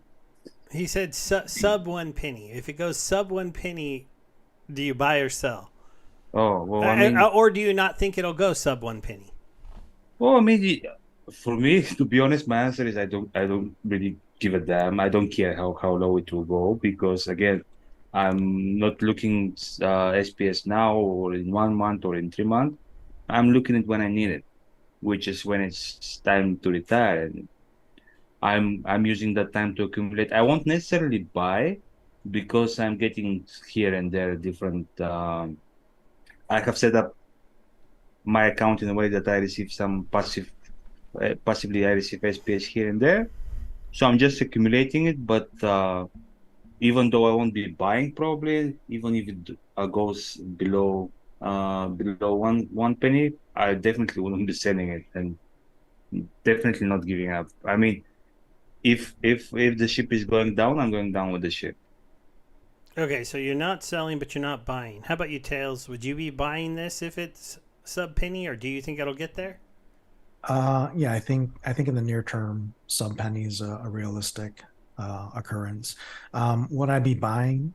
It depends on what the circumstances around the company are.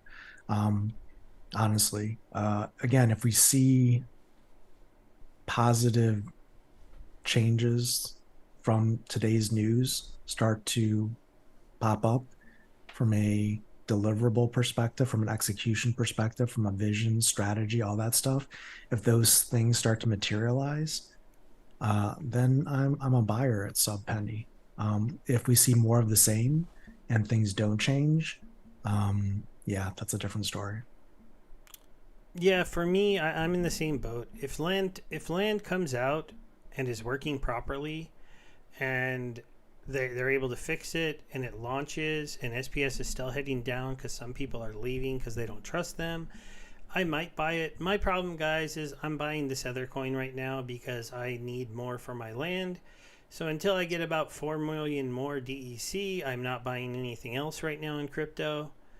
Just buying DEC, so I can't buy SPS yet. Also, because I have a bag of SPS sitting around 550 million. I mean, 550,000. 550 million. that would be quite a thing. But like I did see something the other day, and I had a thought because when I was looking in the game, and I go into my account. There is a chance I could maybe do a buy, but it would probably be if I felt like I wanted to make a big buy. Because when I come here and I see this, and I see that my 526,000 SPS is worth about $7,000. So if you told me that was only worth around $3,000, would I maybe look into maybe moving this up to like 750,000? Possibly. But one of the problems is I don't really need more than this, unless I really want to control that DAO vote. And that's the one thing that's kind of interesting. I mean, Matt just basically said, I don't think a lot of us care about the DAO vote today. But he just said today that he might give us somewhere between $7 and $10 million into the DAO. And then the DAO is going to vote with what to do with that money. And if you really care, or you would like controlling, votes in possibly deciding what next parts of the games are funded and made, what kind of marketing promos we do, what kind of things you do with that much money in the DAO, hopefully we don't have a thing where like the top holders just say, I'm sending myself $100,000 check, and I have enough SPS for me and my friends to vote yes for each of us to get one. So that's something to me that's kind of a hidden little possible bullish thing for making a bigger SPS purchase. But if it was sub penny and I could get 250,000 for like $2,000, I might do it. That maybe, but it's hard because I still need so much DEC So sorry, I can't say for sure I'd be a buyer gathering. I wonder if they're Are you guys buyers or sellers of pennies? Where are you guys at?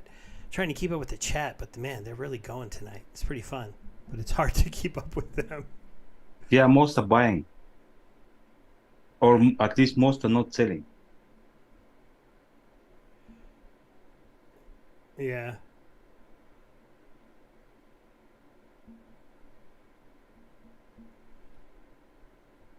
Matt Clark is aiming for $5, and then only 10%. Yeah, I feel the same. Well, I mean, I don't aim for a certain amount, but just when I start feeling like I'm getting daily enough money that they can sustain some good living in a third world, no, in a beautiful Asian country, yeah, I'm going for it. We can answer Stock Jockey really quickly. He's asking when Aggie stepped down today, did he sell all of his monsters? No, Aggie hasn't sold any of his monsters. He's still a shareholder in the Splinterlands company. He's just not the leader of it anymore on the day-to-day.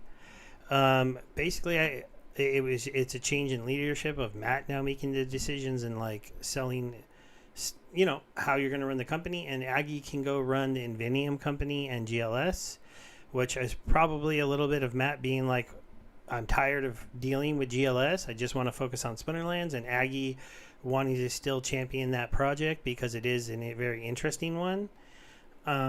But no, to our knowledge today, he hasn't sold any of his monsters. He hasn't sold any of his land, and he still is expected to play the land game pretty hard. As far as who got let go, they didn't say for sure.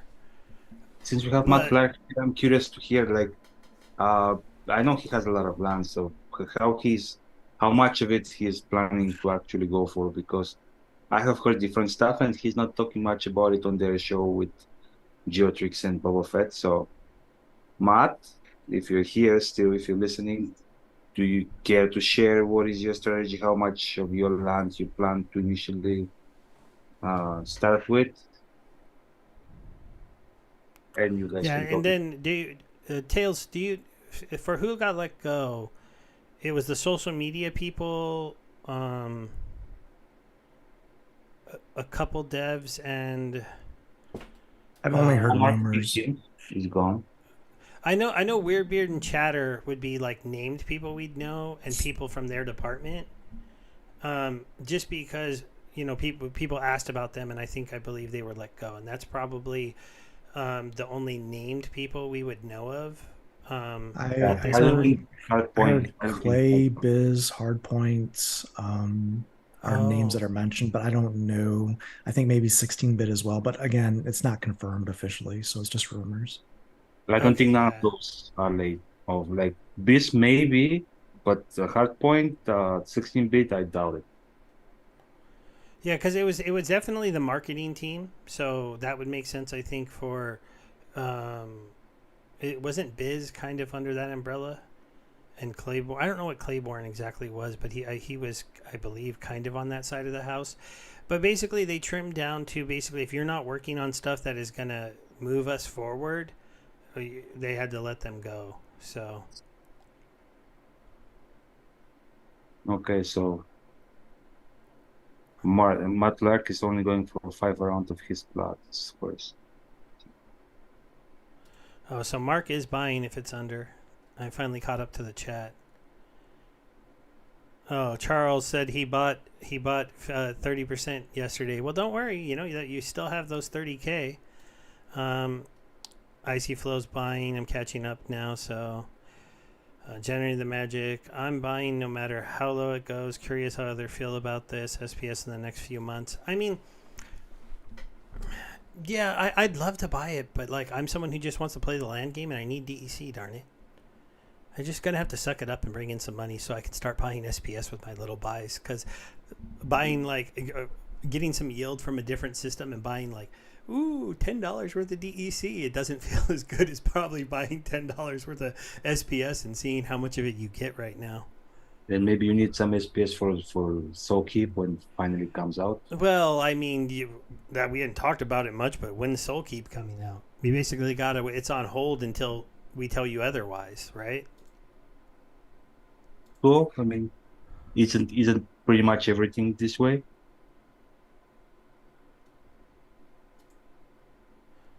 And to be Yeah. honest, on an optimistic point side of things, I think this morning I'm not sure if it was in Mav chat or if it was in LAN chat.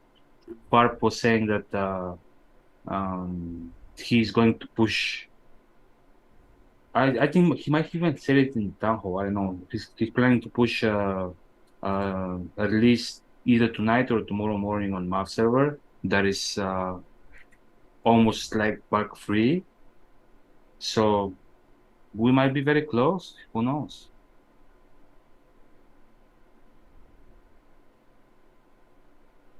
Oh yeah, Matt, come on, you got to get that 5% up, man. I'm going 50% at least. Icy Flow's going 100%, but it's 6 plots. Good job, good job. Um, Yeah, and Matt about the surfing is not coming the next 6 months.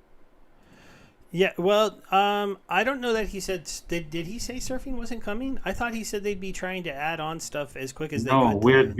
Weird Beard said it in the gang stream last week when they raised Oh, the question about it surfing that is not mentioned anywhere and that it's not really talked about, and Weird Beard says at least 6 months, and that was in the old status quo. So I don't know how it Yeah, I is mean now, but that confession basically means no development has started other than just the idea. yeah, That's the probably. translation. It was an idea that was given them later on as a way to bring land into more people who don't have it.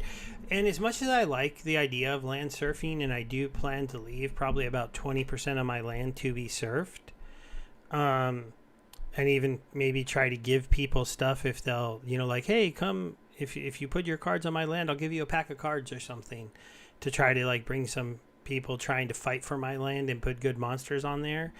Because if I'm a keep owner and I'm only taking taxes from myself, it's not as good for me. But also hopefully get some people into the game. It also gives the actual owners a chance to get ahead, um, whether that's getting from the non-landowners who will come in and play the game later on. Of course, you have to have the money and the assets to do it, but I'm not going to mind if I have a couple months before the people who don't own land have a chance to come in and really start getting into the game and pushing up those numbers. Tails wanted to say something. No, I was No? just going to comment on Stock Jockey's t-shirts he was wearing in high school. I Little was I Hang was going to 10, say Ocean Pacific. What's going on there? I was going to say, I don't know if you read that or if you heard that, Steve, that actually they changed the way you're going to pay for your workers in your keep.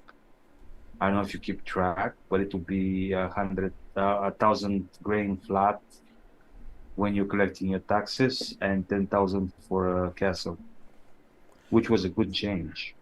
And it will be like this at least until 0.16, probably until 2.0. Yeah, when I first start, I'm probably not going to put that much power in my keeps. I think I'm going to Doesn't matter how pay. much power you put, it's thousand Oh no, thousand. I know. I was just talking about my theory. I think I'm only going to put about like 20,000 in them in the beginning, 20 or 30. And then after I've developed up more of my land, then I'll bump it up to like 50 to 60, because I think that's like the best spot for keeps for return on investment. But I didn't think there was any reason to rush them up to there if I'm only going to be deploying around half of my land. In fact, since I have 2 tracks, do you think the better idea, this is kind of an interesting one for you, Tails, should I just go with one of the tracks and try to fully deploy one track, or and ignore the other one until I'm done? I have 2 tracks, but they're in different regions. So the way I allocated mine personally is I allocated 50-50, but I'm going to be able to fill of the 200 total plots. I'm going to be able to start on day one with 175. It looks like of them worked across both, so it shouldn't impact either region. So, but yeah, I mean, I just tried to do it evenly. But since you're in the same region, it really doesn't matter. I would probably just put it all on one, honestly, if you can only do one. Yeah, see, the thing is, if I go that route, then I'm putting monsters on commons instead of rares and epics. Because my original plan was to just aim to get my rares and epics working on both, just because you'll get a little bonus towards those, even though it'll take a little longer to get them working too. Yeah, there's no penalties for you like transferring out of region or out of accounts or anything. So it makes sense. I mean, if your priority list is like occupieds, legendaries, epics, rares, yeah, whether they're in track 1 or track 2 shouldn't make a difference for you. Yeah, because that was my current plan, and I'll actually be able to fill more than half because I'm gonna go. I've moved myself into a strategy of putting some like level 3 golden epics onto some of my lands. That'll save me some DEC when it comes to staking. So my 5 million I plan to stake should be able to actually pay for probably like 120 to 130 plots, based on, and also I have like level 6 rare betas. That'll be a little cheaper to stake. Actually, a lot cheaper to stake because it's BCX, and those beta cards were very, very high BCX on the lower land of them, but they're still pretty good cards to stake. So it's kind of funny me having those beta cards on my when I had them playing on other accounts, and so I never got them higher than level 6. I'm like, it might be okay for me in land.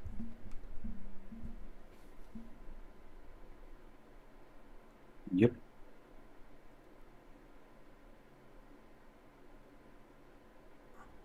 Yeah, and Aaron B is warning us that don't put monsters on your keep first. Get your land working, otherwise you can run at a loss on your keep, even if it's only got that new rule. But I don't think that new thing is in there yet, right? Baby, No, that's something that's coming later. It will be from launch. So yeah, it will be hard to lose. Like if you cannot from all your plots, if you cannot make at least 1,000 grain in taxes, it's kind of like, yeah, maybe you're doing something wrong. But yeah, I think that it's a good change. So now I'm more inclined to put some good monsters on my keep as well. It's yeah, it's change. Like I think it's for me, it's positive change for me personally. It will help me. So since I won't be operating nowhere near all my plots, it will help me that the price will be limited to 1,000 grain. Thank you for the nice words, birds, bees, and trees, on behalf of both of us. Yeah. He's Oh, three of us. he's saying you knows Tails is smart, and I get to be the king. Which is kind of funny. But thank you, birds, bees, and trees, for that. Yeah, I mean, overall, I mean, I think all of us are kind of in the boat where today was a rough day. You never want to hear people losing their jobs, even though I know some people would have been critical of these people. You if you haven't been on the side of a pink slip, then you never, once you have, you never really want to wish for that on anyone. And it makes the team hopefully leaner, quicker, cost less, and it's going to introduce some interesting ideas that I think Matt had been pushing to push forward but getting resisted on, which is selling part of the company to somebody to get some money and really utilizing the DAO in a different way. And so I'm okay with those kind of things. I'm really interested in this idea that we're going to fund them making packs and then get all that money back to the DAO and then use that money to theoretically pay them to make the next packs and keep the game going and add this to the game. And it's kind of interesting. It'll be the one thing that'll be interesting to kind of understand. The one thing I'm not positive on is like if they get half that money, do they agree to pay the server cost? Do they agree to pay like for the rest of Land 2.0 development, or do we have to pay for that? That's the one kind of things that are lingering for me with that kind of idea, but it's definitely exciting. And I do think that if there's a reason why I might want to own even more SPS, it's because if there's going to be some weird votes with what to do with millions of dollars that the DAO has, we need to be able to send that in the right direction, because DAOs are kind of a new idea, and I don't think every DAO in crypto has been responsible and done the right thing always. And I mean, it's a little bit of a scary thing in my mind when I think about this right now, guys. I mean, we have a coin worth 1.5 cents. Let's see. Oops. How much money is in it? Do you guys know? How much is what? You can go to the market cap on the SPS the market cap of SPS. dashboard. Yeah, you just go to the dashboard on SPS. It has it in game. Oh, okay. Or you can go to coin market cap, either way. Total liquidity, yeah, like 400,000, and total supply is 2.4 million. See, that's the thing that is a bit weird. And am I often thinking this, Tails? Like, if the DAO controls $8 million or more, how can the supply of the governance coin only be worth 1.2 million? The market cap on SPS is 16.9 million according to Oh the my dashboard. gosh, I'm so sorry. I'm looking at the wrong. That's total supply. Thank you for correcting me. Sorry, guys. We forgive you. I have our faces, and I'm having trouble moving our faces right now. My I'll help you. computer's Yeah, I'm got moving very, very angry, but there's a number right here, 16.9 million. Okay, so if the DAO is in control of 8 million, it would still probably cost too much for some bad actor to come in and try to take over the DAO, right? Is that the feeling you guys have? Well, if someone wants to buy $4 million worth of SPS, I'm sure he's going to find some buyers at a higher price, right? So, there we go. Now I can move us over here, and yeah, now I mean, I can see the market cap. I mean, the market. I mean, if someone's buying that much SPS, it's going to move the market, and I'm sure some people would be like, "Sure, buy my SPS for 50 cents. Yeah. Do whatever you want with the DAO. It's good." Yeah, To be that's honest, interesting. for me, from the whole town hall, the most exciting part was that hopefully, if everything is like work as intended, within a month, we'll be getting first initial white paper of 2.0. That was the most exciting part for me, because I like to read books. You know what, for me, the thing that's like we haven't talked about really that much, but I think we touched on a tiny bit, is that Rebellion might have spells. That they've already tested it. They've already played with it on the back end. Because Matt was saying, like, when he was talking about it, that they've already seen it, like, on the back end servers, it seemed like. And we had always heard that when spells came into the game, there would be like a default amount of soulbound spells people would get, and then the ones that we created would be better.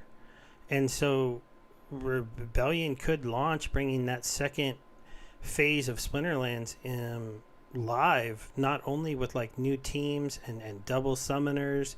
I mean, imagine if Rebellion is multicolored summoners, some really cool new powerful summoners, and spells and equipment added into the game, with the second part of the game being introduced. That would be pretty big.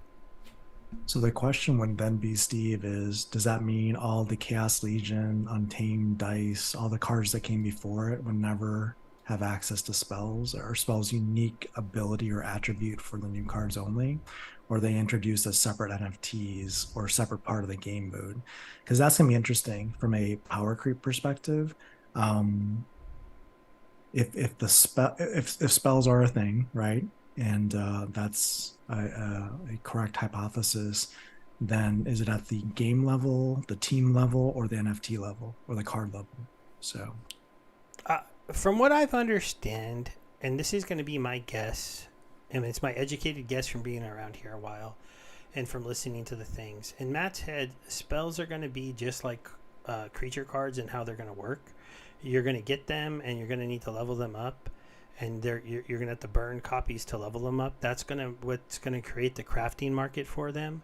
And then just like Soulbound rewards cards, or rewards cards in general are swapped out eventually, I think we're going to have a similar thing where you, for a couple months, you can make fireballs, and if they're doing it right, when fireballs are not really start to dip in value a little bit, you can't craft fireballs anymore in the game. You can now only craft lightning bolts.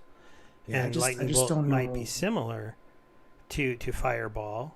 And then in my mind, they're going to be probably a mixture of what you just said. You're going to have some spells that are for teams, some spells that are considered neutral, and you're going to get to play them probably in the beginning. I'd imagine it's just going to be you see the matchup and you can play one spell.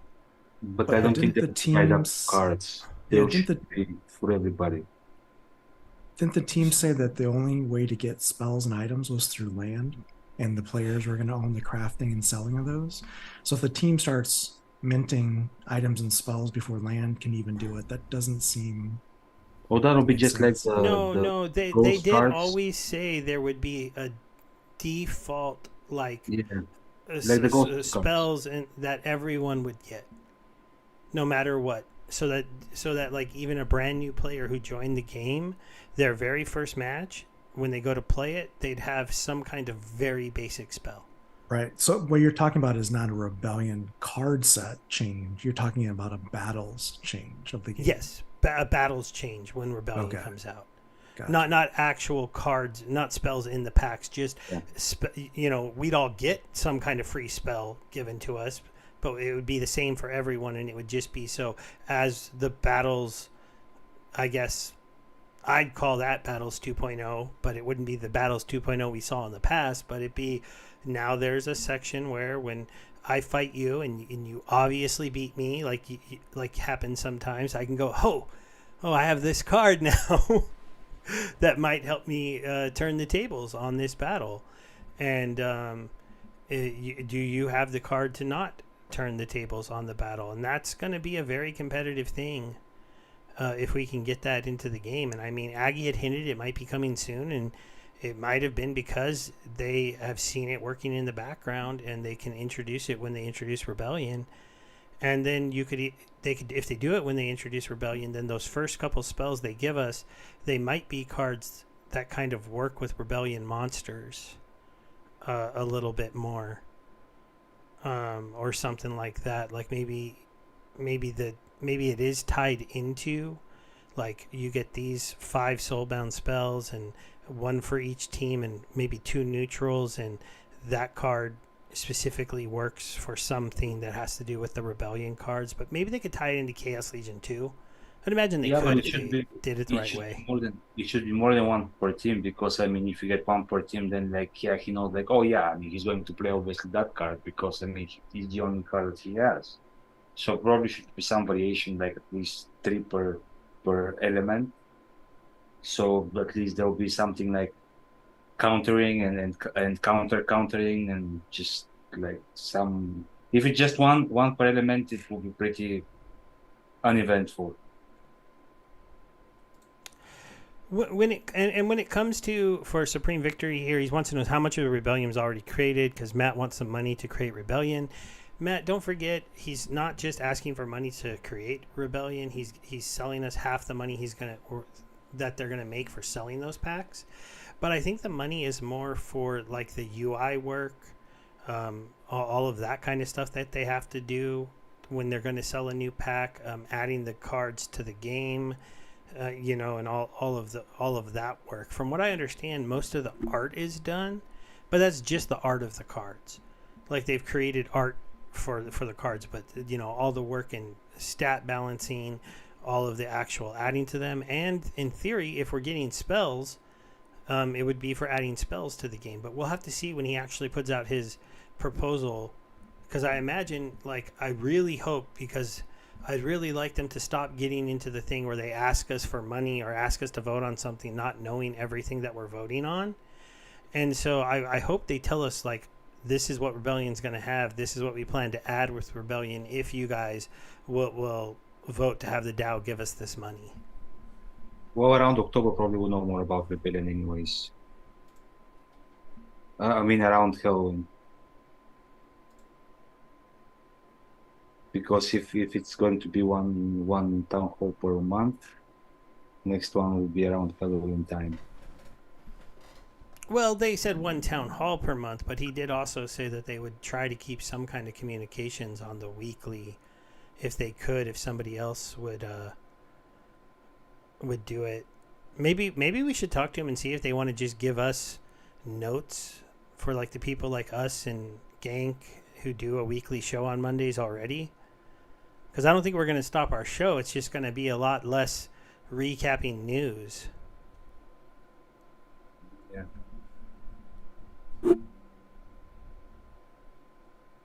Any opinions on anything there, Tails? You've been quiet for a little while. Interesting. We still go for at least 2 hours. So.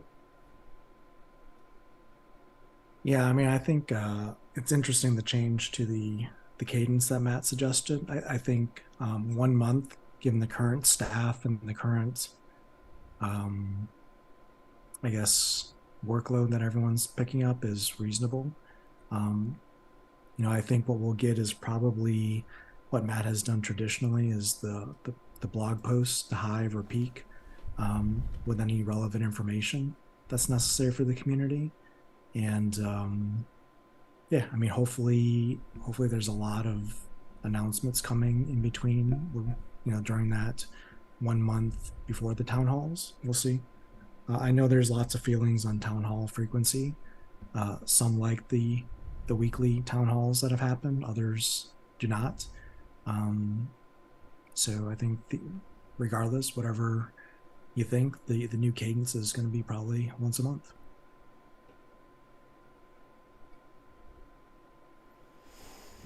Yeah, I think I'm ready to start wrapping things up. Is there any key points you guys wanted to talk about before we that we forgot, or anything you saw in the chat that we need to address? There was a question how we feel about Chaos possibly phasing out end of next year. Say that again. Well, I guess the question is this. I put it up on the screen, but he's saying, so if they did Rebellion as the next set, they started selling it in December. It went on sale for 9 months, and then they had 3 months off before they sold, I don't know, whatever the next set's going to be called. I don't think we've heard a name for that one yet. And Chaos Legion gets filtered out at that point and moved into Modern. How do you feel about them doing that, or do you hope there's maybe a little bit more delay in that? I mean, we have to see. I think, again, it depends on how fast the team can deliver new card sets. Look, at the end of the day, no one's asking for new card sets. And I'll probably be a minority in that statement. But, we have plenty of cards and abilities in the game already, more than we probably need. So to just add more and more cards, it creates a card inflation problem. Unless you have sinks, it's just going to be a bad issue. And why are we asking for more cards? What people are really asking for are game modes, land, arena draft, PvE, other things that are not cards. So before the team commits to having a main card set every 9 months, plus a mini set somewhere in between, just clear the backlog. Give us the stuff we've already paid for. Give us the stuff we've already bought. Then we can discuss more card inflation. And then in the meantime, give us some card syncs. Give us some guild card syncs, some promo card syncs. Obviously, land hopefully will be here soon. But my feeling is we don't need to be pressing the how often do we want more cards released. I mean, honestly, at this point, I don't want to see any more new cards until I see land and until I see arena draft mode. Then talk to me about new cards. Yeah. I don't know. Like, I don't think it's set in stone that a year from Rebellion coming out, another set would come out. Unless we are in a pretty big bull market next year and then things are going pretty good, then I think a new set would probably come out. Matt has already talked about there being another great burning event where this time we burn cards. And I think most people would burn Chaos Legion cards. And also, there's still that proposal out that if it passes, could be our first time we see the team really tested to see if they can put together that card burning for Riftwatcher packs. I haven't really seen your take on that, Tails. Have you done anything on that one? I talked about it on TV over the weekend. I mean, I must have missed that one. I don't think the Great Burning event was super successful. I mean, it was successful in burning DEC for sure, but I don't know if a lot of people left with a good feeling after that, unless you were a whale and you walked away with some good leaderboard prizes, like in the top 10 or whatever. I think most people that I talked to that participate in the Great Burning had second thoughts. Like they were like, I wish I hadn't have done that. And I know there was additional rewards with guild points and stuff like that, but still, I don't. My opinion again, if you're asking me, is if you're going to burn cards, I think a better idea, if time and money wasn't an issue, right? A better idea would be to burn like a promo, like a mini promo card set, like have like 5 or 8 promo cards that you develop, and then to get the BCX of those cards with the different rarities, you would have to burn X number of existing cards. And what that would do is it would be a net deflation on cards in the economy overall, and it wouldn't devalue existing assets like Rift Watchers that people have already paid for. So that would be a better solution in my mind than burning cards for Rift Watcher packs.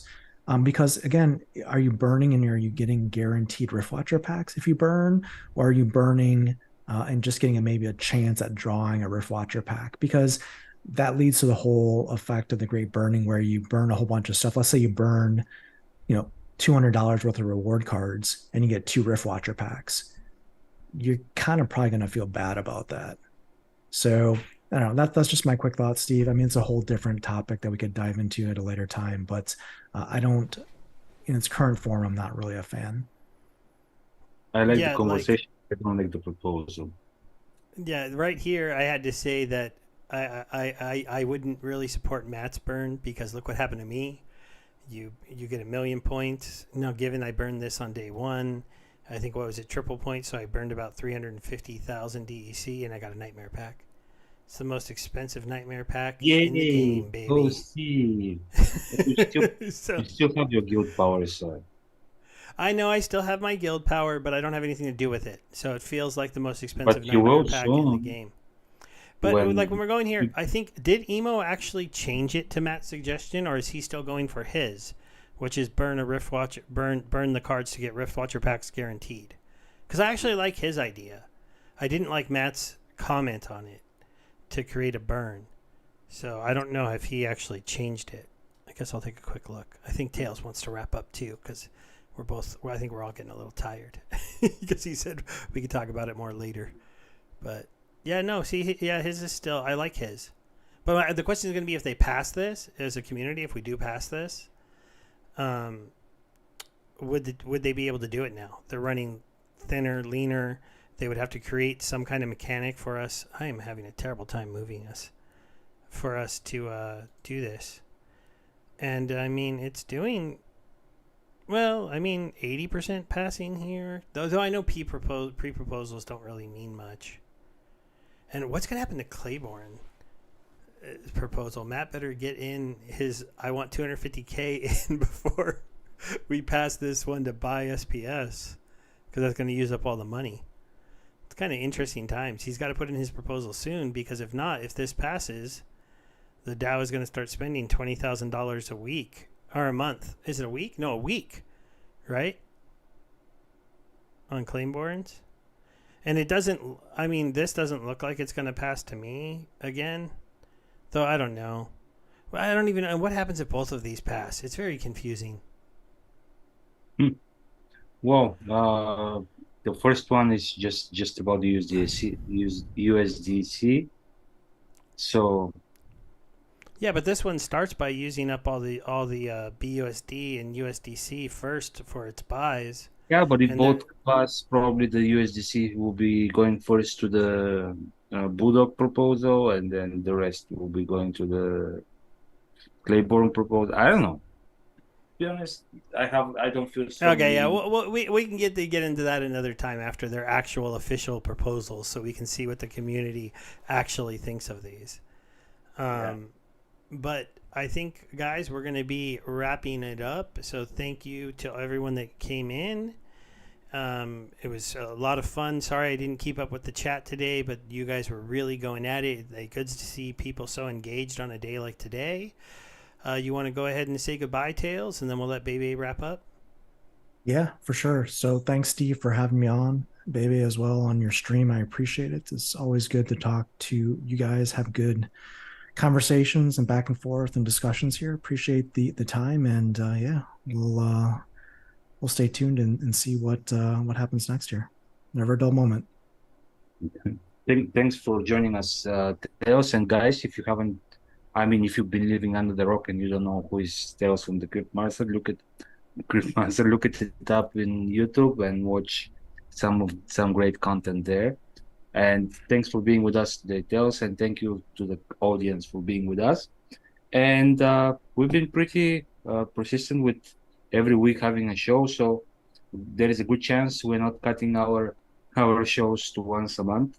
So probably see you guys all next week, same time, same place. Yep. Well, I don't think we're going